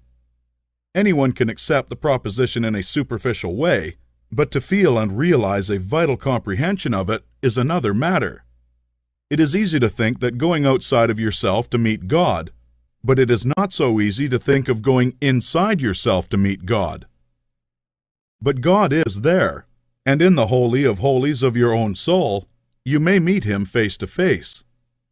It is a tremendous thing, this fact that all you need is already within you, that you do not have to consider how to get the power to do what you want to do or to make yourself what you want to be. You only have to consider how to use the power you have in the right way, and there is nothing to do but to begin. Use your perception of truth. You can see some truth today. Live fully up to that, and you will see more truth tomorrow. To rid yourself of the old false ideas, you'll have to think a great deal about the value of men, the greatness and worth of a human soul. You must cease from looking at human mistakes and look at successes. Cease from seeing faults and see virtues. You can no longer look upon men and women as lost and ruined beings that are descending into hell. You must come to regard them as shining souls who are ascending toward heaven.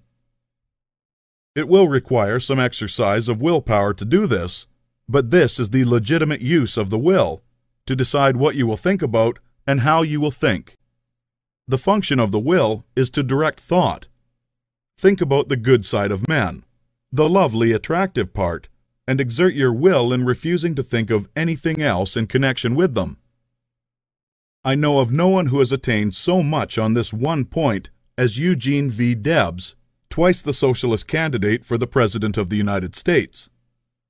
Mr. Debs reverences humanity. No appeal for help is ever made to him in vain. No one receives from him an unkind or censorious word. You cannot come into his presence without being made sensible of his deep and kindly personal interest in you. Every person, be he millionaire, grimy workingman, or toil-worn woman, receives the radiant warmth of a brotherly affection that is sincere and true. No ragged child speaks to him on the street without receiving instant and tender recognition. Debs loves men. This has made him the leading figure in a great movement, the beloved hero of 1,000,000 hearts, and will give him a deathless name. It is a great thing to love men so, and it is only achieved by thought. Nothing can make you great but thought. We may divide thinkers into those who think for themselves and those who think through others. The latter are the rule, and the former the exception. The first are original thinkers in a double sense, and egotists in the noblest meaning of the word. Say Schopenhauer. The key to every man is his thought. Sturdy and defiant though he look, he has a helm which he obeys, which is the idea after which all his facts are classified. He can only be reformed by showing him a new idea which commands his own. Emerson. All truly wise thoughts have been thought already thousands of times, but to make them really ours, we must think them over again honestly till they root in our personal expression. Goethe. All that a man is outwardly is but the expression and completion of his inner thought. To work effectively, he must think clearly. To act nobly, he must think nobly. Channing. Great men are they who see that spiritually is stronger than any material force, that thoughts rule the world. Emerson.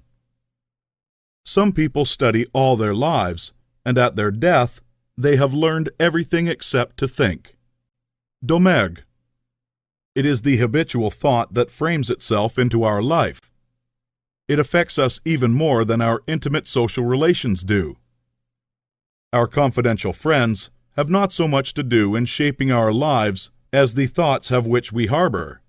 J. W. Teal. When God lets loose a great thinker on this planet, then all things are at risk.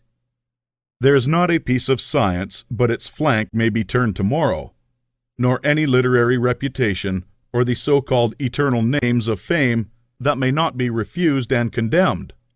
Emerson. Think, think, think.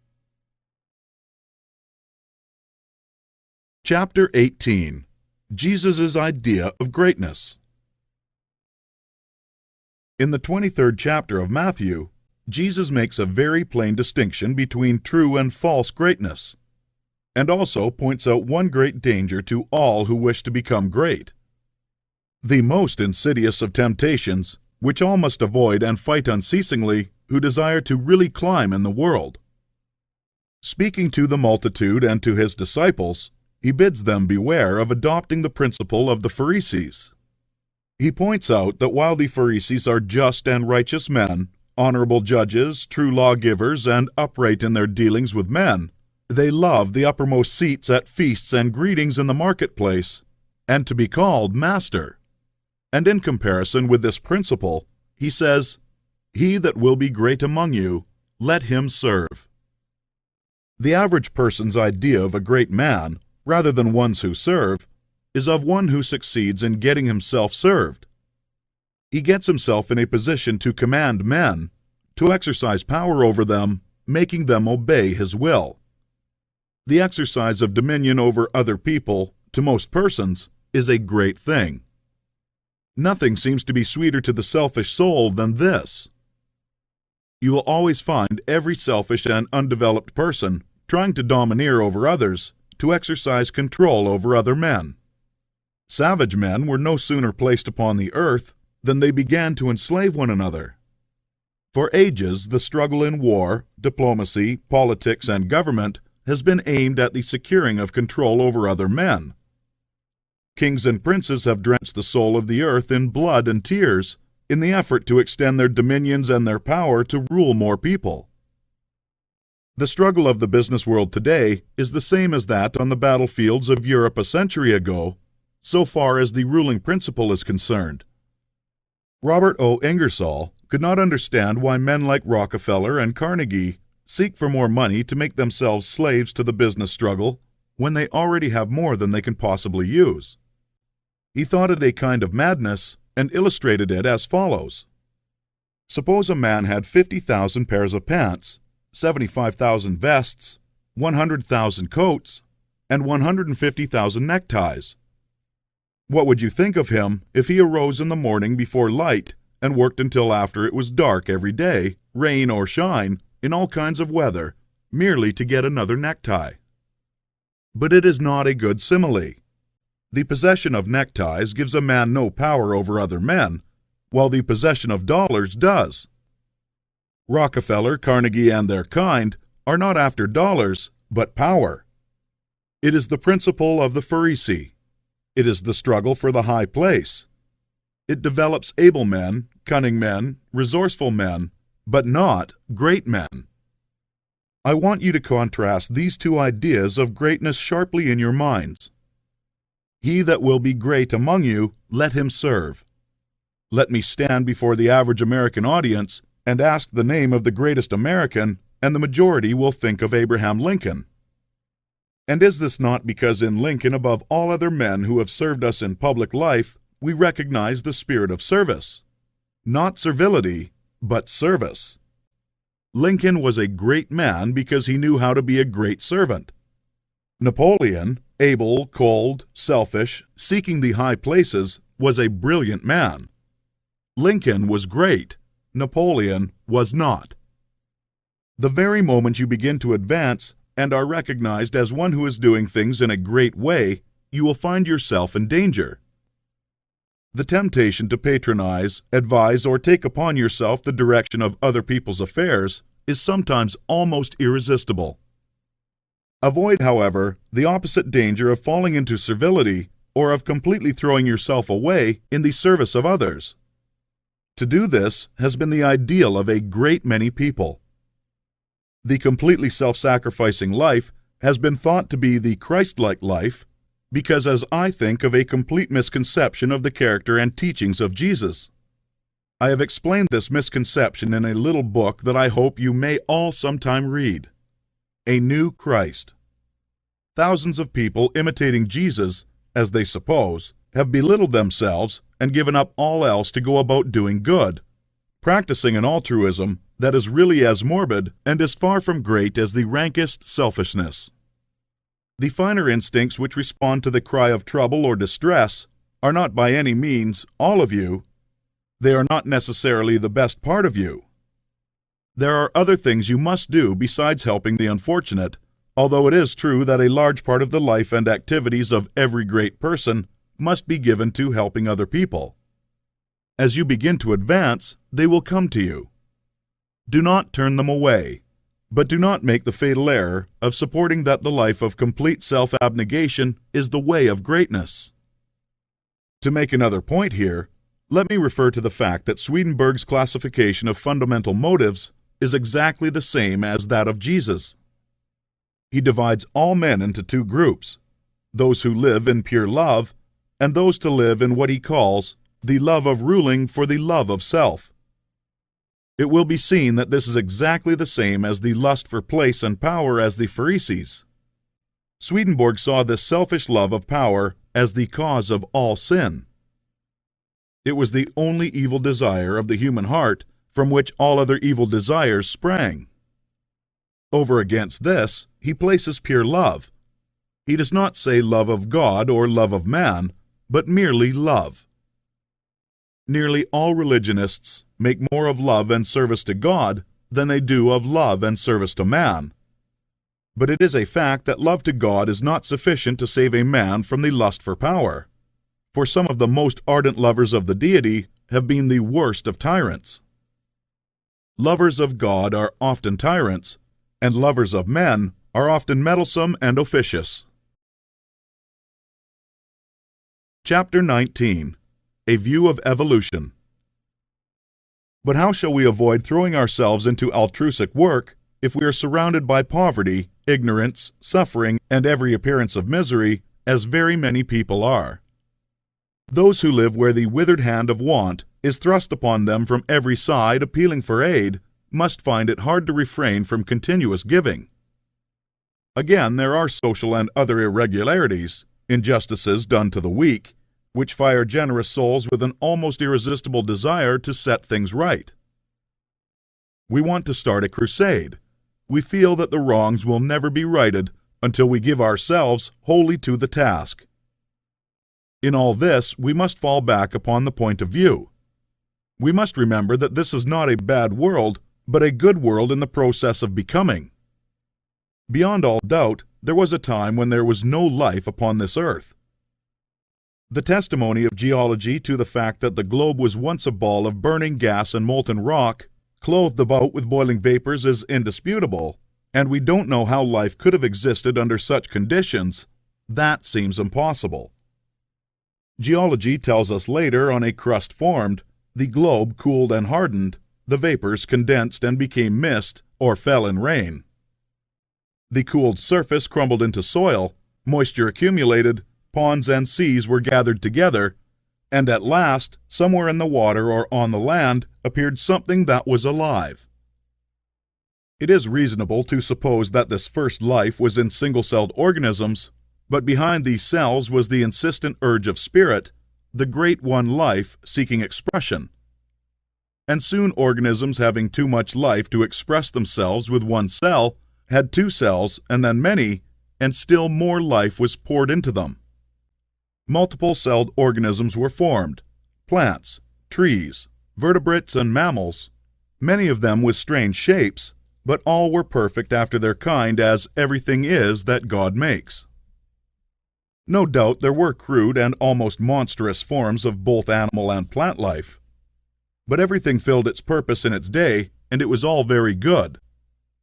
Then another day came, a great day of evolutionary process, a day when the morning stars sang together and the sons of God shouted for joy to behold the beginning of the end, for man, the object aimed at from the beginning, had appeared upon the scene. An ape-like being, little different from the beasts around him in appearance, but infinitely different capacity for growth and thought. Art and beauty, architecture and song, poetry and music, all these were unrealized possibilities in that ape-man's soul. And for his time and kind, he was very good. It is God that works in you, to will and to do of his good pleasure, says St. Paul. From the day the first man appeared, God began to work in men, putting more and more of himself into each succeeding generation, urging them on to larger achievements and to better conditions, social, governmental, and domestic.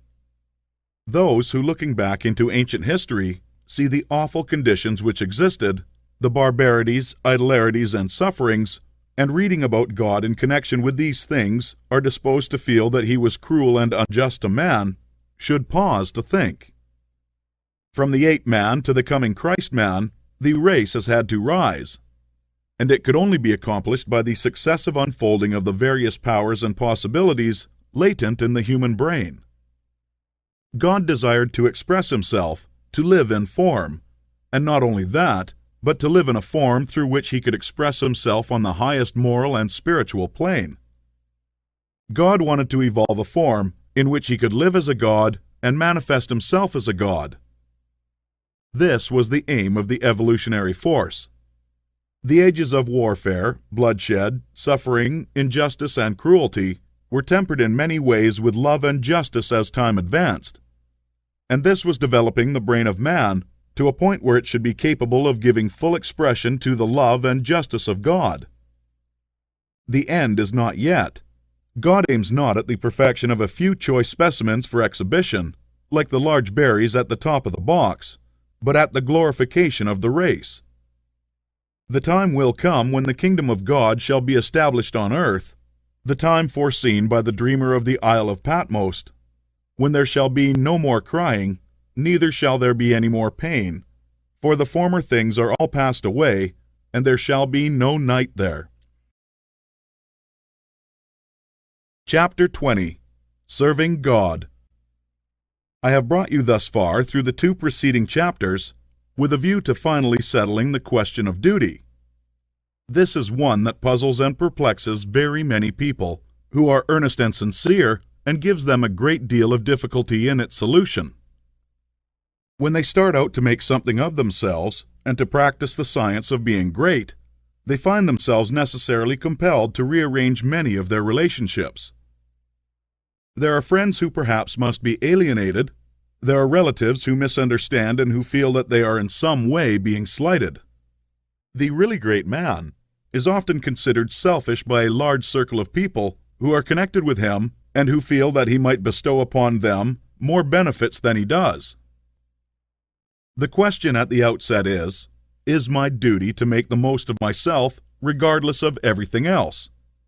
Or shall I wait until I can do so without any friction or without causing loss to anyone? This is the question of duty to self versus duty to others. One's duty to the world has been thoroughly discussed in the preceding pages, and I give some consideration now to the idea of the duty to God. An immense number of people have a great deal of uncertainty, not to say anxiety, as to what they ought to do for God.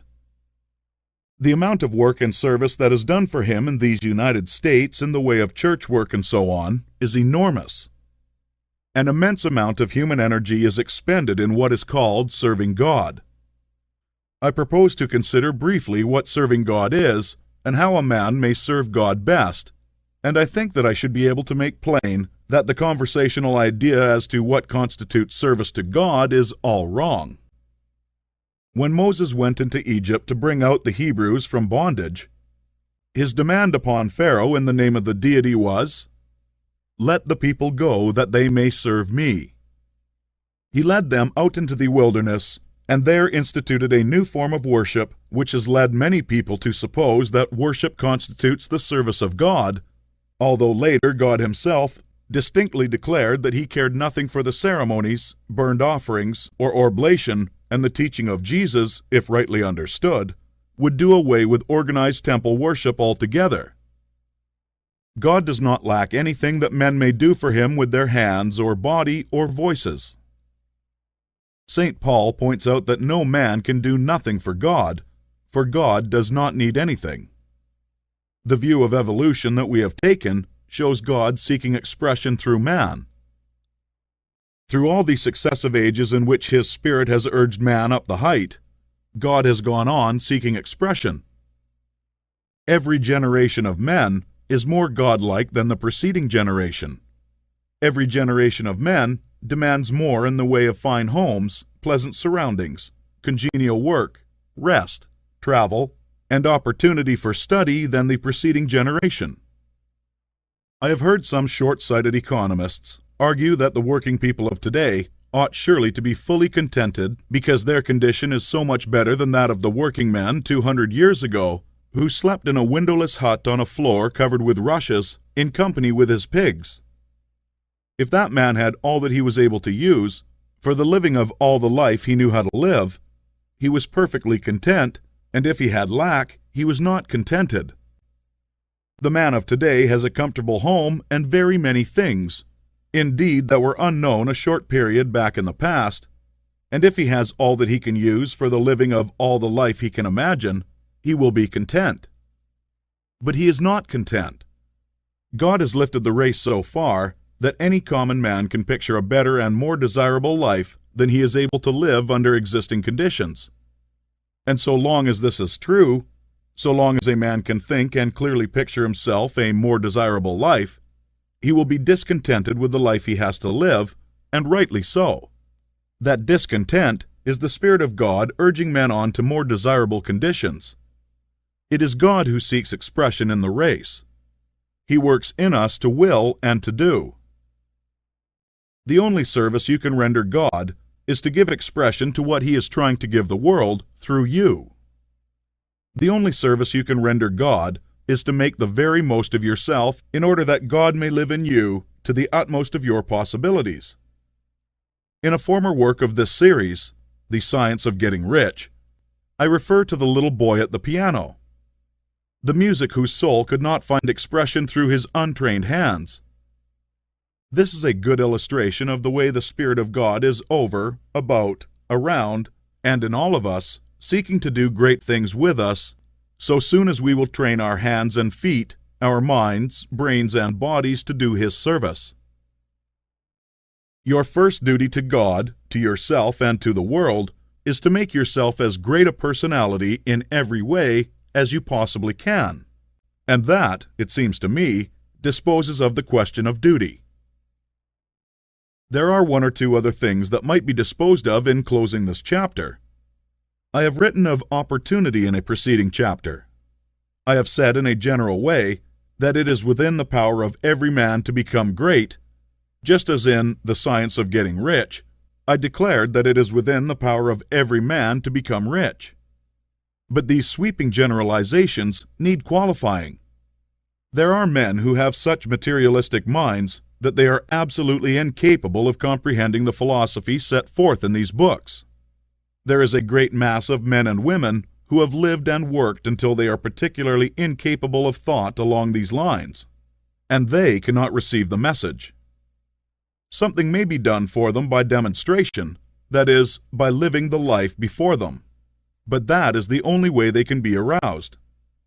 The world needs demonstration more than it needs teaching. For this mass of people, our duty is to become as great in personality as possible in order that they may see and desire to do likewise.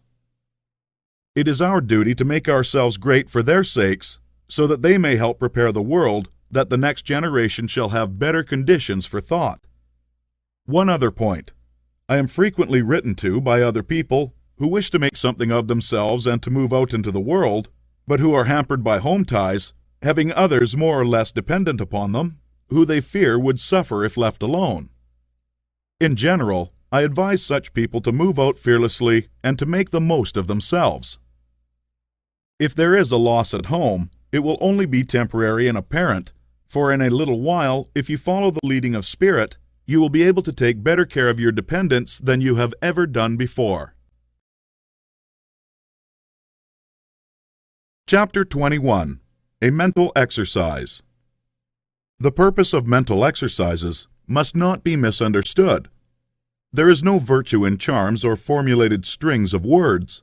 There is no shortcut to development by repeating prayers or incantations.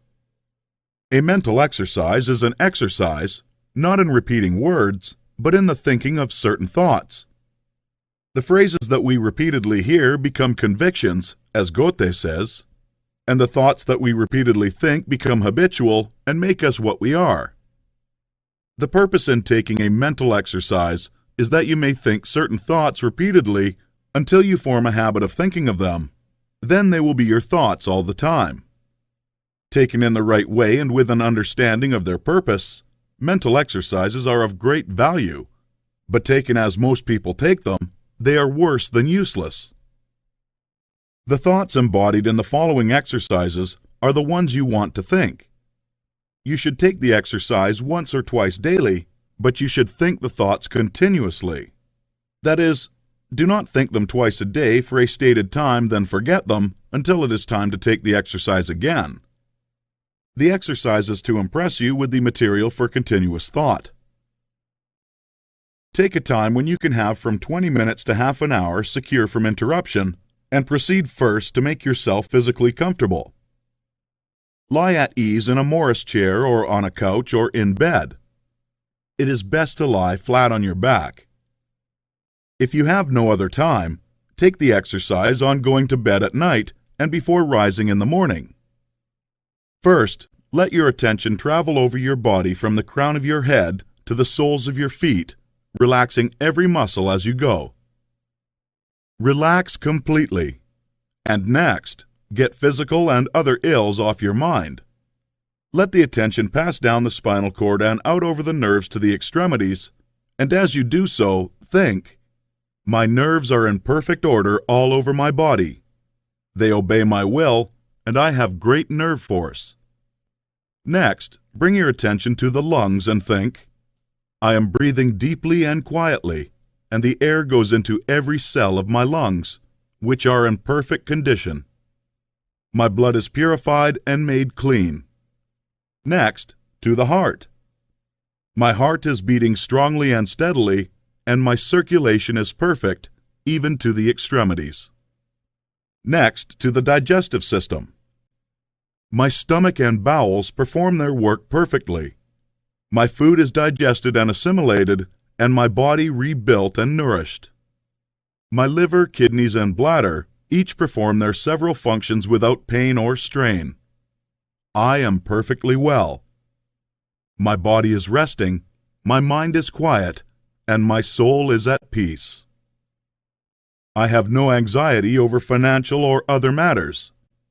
God, who is within me, is also in all things I want, impelling them toward me. All I want is already given to me. I have no anxiety about my health, for I am perfectly well. I have no worry or fear whatever. I rise above all temptation to moral evil. I cast out all greed, selfishness, and narrow personal ambition. I do not hold envy, malice, or enmity toward any living soul. I will follow no course of action which is not in accord with my highest ideals. I am right, and I will do right. Viewpoint. All is right with the world. It is perfect and advancing to completion. I will contemplate the facts of social, political, and industrial life only from this high viewpoint. Behold, it is all very good. I will see all human beings, all my acquaintances, friends, neighbors, and the members of my own household in the same way. They are all good. Nothing is wrong with the universe. Nothing can be wrong but my own personal attitude, and henceforth I keep that right. My whole trust is in God. Consecration. I will obey my soul and be true to that within me that is highest. I will search within for the pure idea of right in all things, and when I find it, I will express it in my outward life. I will abandon everything I have outgrown for the best I can think. I will have the highest thoughts concerning all my relationships, and my manner and action shall express these thoughts. I surrender my body to be ruled by my mind. I yield my mind to the dominion of my soul, and I give my soul to the guidance of God. Identification. There is but one substance and source, and of that I am made with it, and I am one. It is my Father. I proceeded forth and came from it. My Father and I are one, and my Father is greater than I, and I do His will. I surrender myself to conscious unity with pure spirit. There is but one, and that one is everywhere.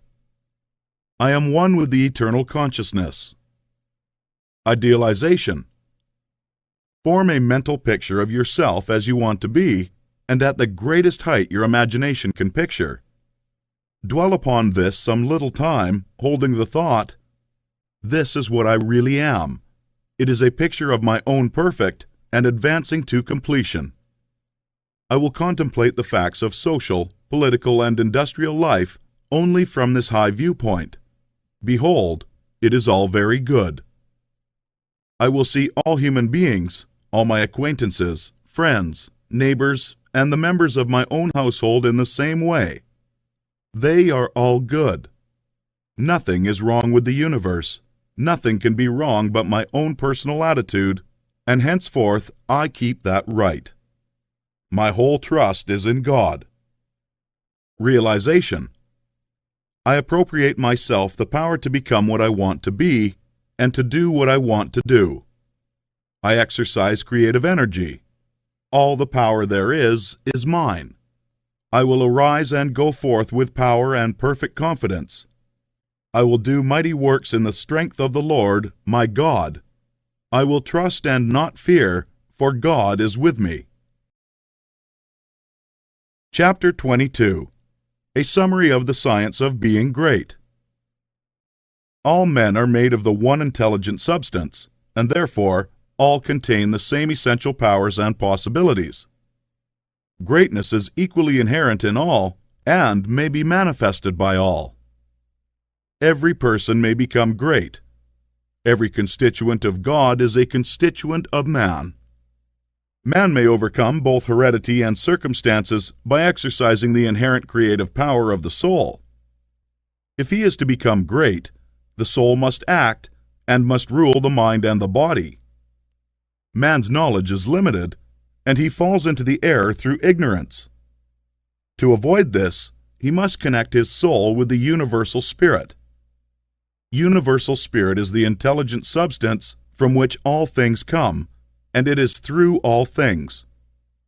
All things are known to this universal mind, and man can so unite himself with it as to enter into all knowledge. To do this, man must cast out of himself everything that separates him from God. He must will to live the divine life, and he must rise above all moral temptations. He must forsake every course of action that is not in accord with his highest ideals. He must reach for the right viewpoint, recognizing that God is all, in all, and that there is nothing wrong. He must see that nature, society, government, and industry are perfect in their present stage and advancing towards completion, and that all men and women everywhere are good and perfect. He must know that all is right with the world and unite with God for the completion of the perfect work. It is only as man sees God as the great advancing presence in all, and good in all, that he can rise to real greatness. He must consecrate himself to the service of the highest that is within himself, obeying the voice of the soul. There is an inner light in every man that continuously impels him toward the highest, and he must be guided by this light if he would become great. He must recognize the fact that he is one with the Father, and consciously affirm this unity for himself and for all others. He must know himself to be a God among gods, and act accordingly. He must have absolute faith in his own perceptions of truth, and begin at home to act on these perceptions. As he sees the true and right course in small things, he must take that course. He must cease to act unthinkingly and begin to think, and he must be sincere in his thought. He must have a mental conception of himself at the highest until it is his habitual thought form of himself. This thought form he must keep continuously in view. He must outwardly realize and express that thought form in his actions. He must do everything that he does in a great way. In dealing with his family, his neighbors, acquaintances, and friends, he must make every act an expression of his ideal. The man who reaches the right viewpoint and makes full consecrations, and who makes every act, however trivial, an expression of the ideal, has already attained to greatness. Everything he does will be done in a great way. He will make himself known and will be recognized as a personality of power. He will receive knowledge by inspiration and will know all that he needs to know. He will receive all the material wealth he forms in his thoughts, and he will not lack for any good thing. He will be given ability to deal with any combination of circumstances that may arise, and his growth and progress will be continuous and rapid. Great works will seek him out, and all men will delight to do him honor. Because of its peculiar value to the student of the science of being great, I close this book by giving a portion of Emerson's essay on the Oversoul. This great essay is fundamental, showing the foundation principles of monism and the science of greatness. I recommend the student to study it most carefully in the connection with this book. What is the universal sense of want and ignorance, but the fine innuendo by which the great soul makes its enormous claim? Why do men feel that the natural history of man has never been written, but always he is leaving behind what you have said of him, and it becomes old, and books of metaphysics worthless? The philosophy of 6,000 years has not searched the chambers and magazines of the soul. In its experiments, there has always remained, in the last analysis, a residuum it cannot resolve. Man is a stream whose source is hidden. Always our being is descending into us from we know not whence. The most exact calculator has no prescience that somewhat incalculable may not balk the very next moment. I am constrained every moment to acknowledge a higher origin for events than the will I call mine. As with events, so it is with thoughts. When I watch that flowing river, which, out of regions I see not, pours for a season its streams into me, I see that I am a pensioner, not a cause, but a surprised spectator of this ethereal water, that I desire to look up and put myself in the attitude for reception, but from some alien energy the visions come. The supreme critic on all the errors of the past and present, and of the only prophet of that which must be, is that great nature in which we rest as the earth lies in the soft arms of the atmosphere. That unity, that oversoul, with which every man's particular being is contained and made one with all other, that common heart of which all sincere conversation is the worship, to which all right action is the submission, that overpowering reality which confutes our tricks and talents, and constrains everyone to pass for what he is, and to speak from his character and not from his tongue, and which evermore tends and aims to pass into our thought and hand, and become wisdom and virtue and power and beauty. We live in succession, in division, in parts, in particles. Meantime, within man, the soul is of the whole, the wise silence, the universal beauty to which every part and particle is equally related, the eternal one. And this deep power in which we exist, and whose beatitude is all accessible to us, is not only self-sufficing and perfect in every hour, but the act of seeing and the thing seen, the seer and the spectacle, the subject and the object, are one. We see the world piece by piece, as the sun, the moon, the animal, the tree, but the whole of which these are the shining parts, is the soul. It is only by the vision of that wisdom that the horoscope of the ages can be read, and it is only by falling back on our better thoughts, by yielding to the spirit of prophecy which is innate in every man, that we know what it saith. Every man's words who speak from that life must sound vain to those who do not dwell in the same thought on their own part. I dare not speak for it. My words do not carry its august sense. They fall short and cold. Only itself can inspire whom it will, and behold. Their speech shall be lyrical and sweet, and universal as the rising of the wind. Yet I desire, even by profane words, if sacred I may not use to indicate the heaven of this deity, and to report what hints I have collected in the transcendent simplicity and energy of the highest law. If we consider what happens in conversation, in reveries, in remorse, in times of passion, in surprises, in the instruction of dreams wherein often we see ourselves in masquerade, the droll disguises only magnifying and enhancing a real element, and forcing it on our distinct notice, we shall catch many hints that will broaden and lighten into knowledge of the secret of nature. All goes to show that the soul in man is not an organ, but animates and exercises all the organs. It is not a function, like the power of memory, of calculation, of compassion, but uses these hands and feet, is not a faculty, but a light, is not the intellect or the will, but the master of the intellect and the will. It is the vast background of our being in which they lie, an immensity not possessed, and that cannot be possessed.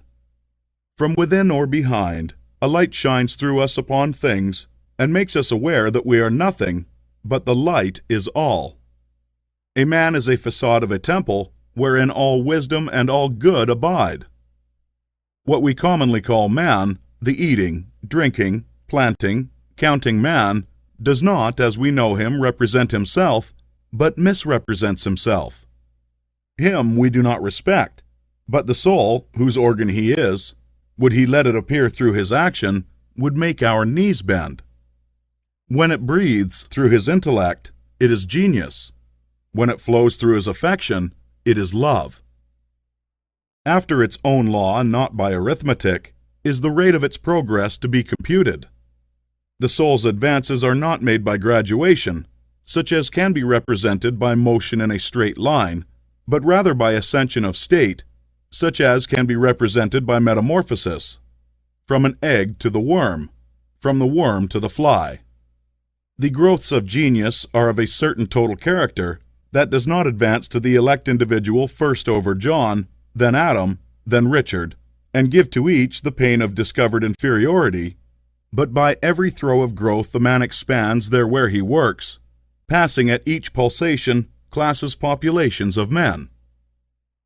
With each divine impulse, the mind rends the thin rinds of visible and finite, and comes out into eternity, and inspires and expires its air. This is the law of moral and of mental gain. The simple rise, as by specific levity, not into a particular virtue, but into the region of all the virtues. They are in the spirit that contains them all. The soul is superior to all the particulars of merit. The soul requires purity, but purity is not it. Requires justice, but justice is not that. Requires beneficence, but is somewhat better. So that there is a kind of descent and accommodation felt when we leave speaking of moral nature to urge a virtue which it enjoins. For to the soul in her pure action, all the virtues are natural and not painfully acquired. Speak to his heart, and the man becomes suddenly virtuous. Within the same sentiment is the germ of intellectual growth, which obeys the same law. Those who are capable of humility, of justice, of love, of aspiration, are already on a platform that commands the sciences and arts, speech and poetry, action and grace. For whoso dwells in this mortal beatitude does already anticipate those special powers which men prize so highly, just as love does justice to all the gifts of the object beloved. The lover has no talent, no skill which passes for quite nothing with his enamored maiden, however little she may possess of related faculty. And the heart that abandons itself to the Supreme Mind finds itself related to all its works, and will travel a royal road to particular knowledge and powers. For in ascending to this primary and aboriginal sentiment, we have come from our remote station on the circumference instantaneously to the center of the world, whereas in the closet of God, we see causes and anticipate the universe, which is but a slow effect.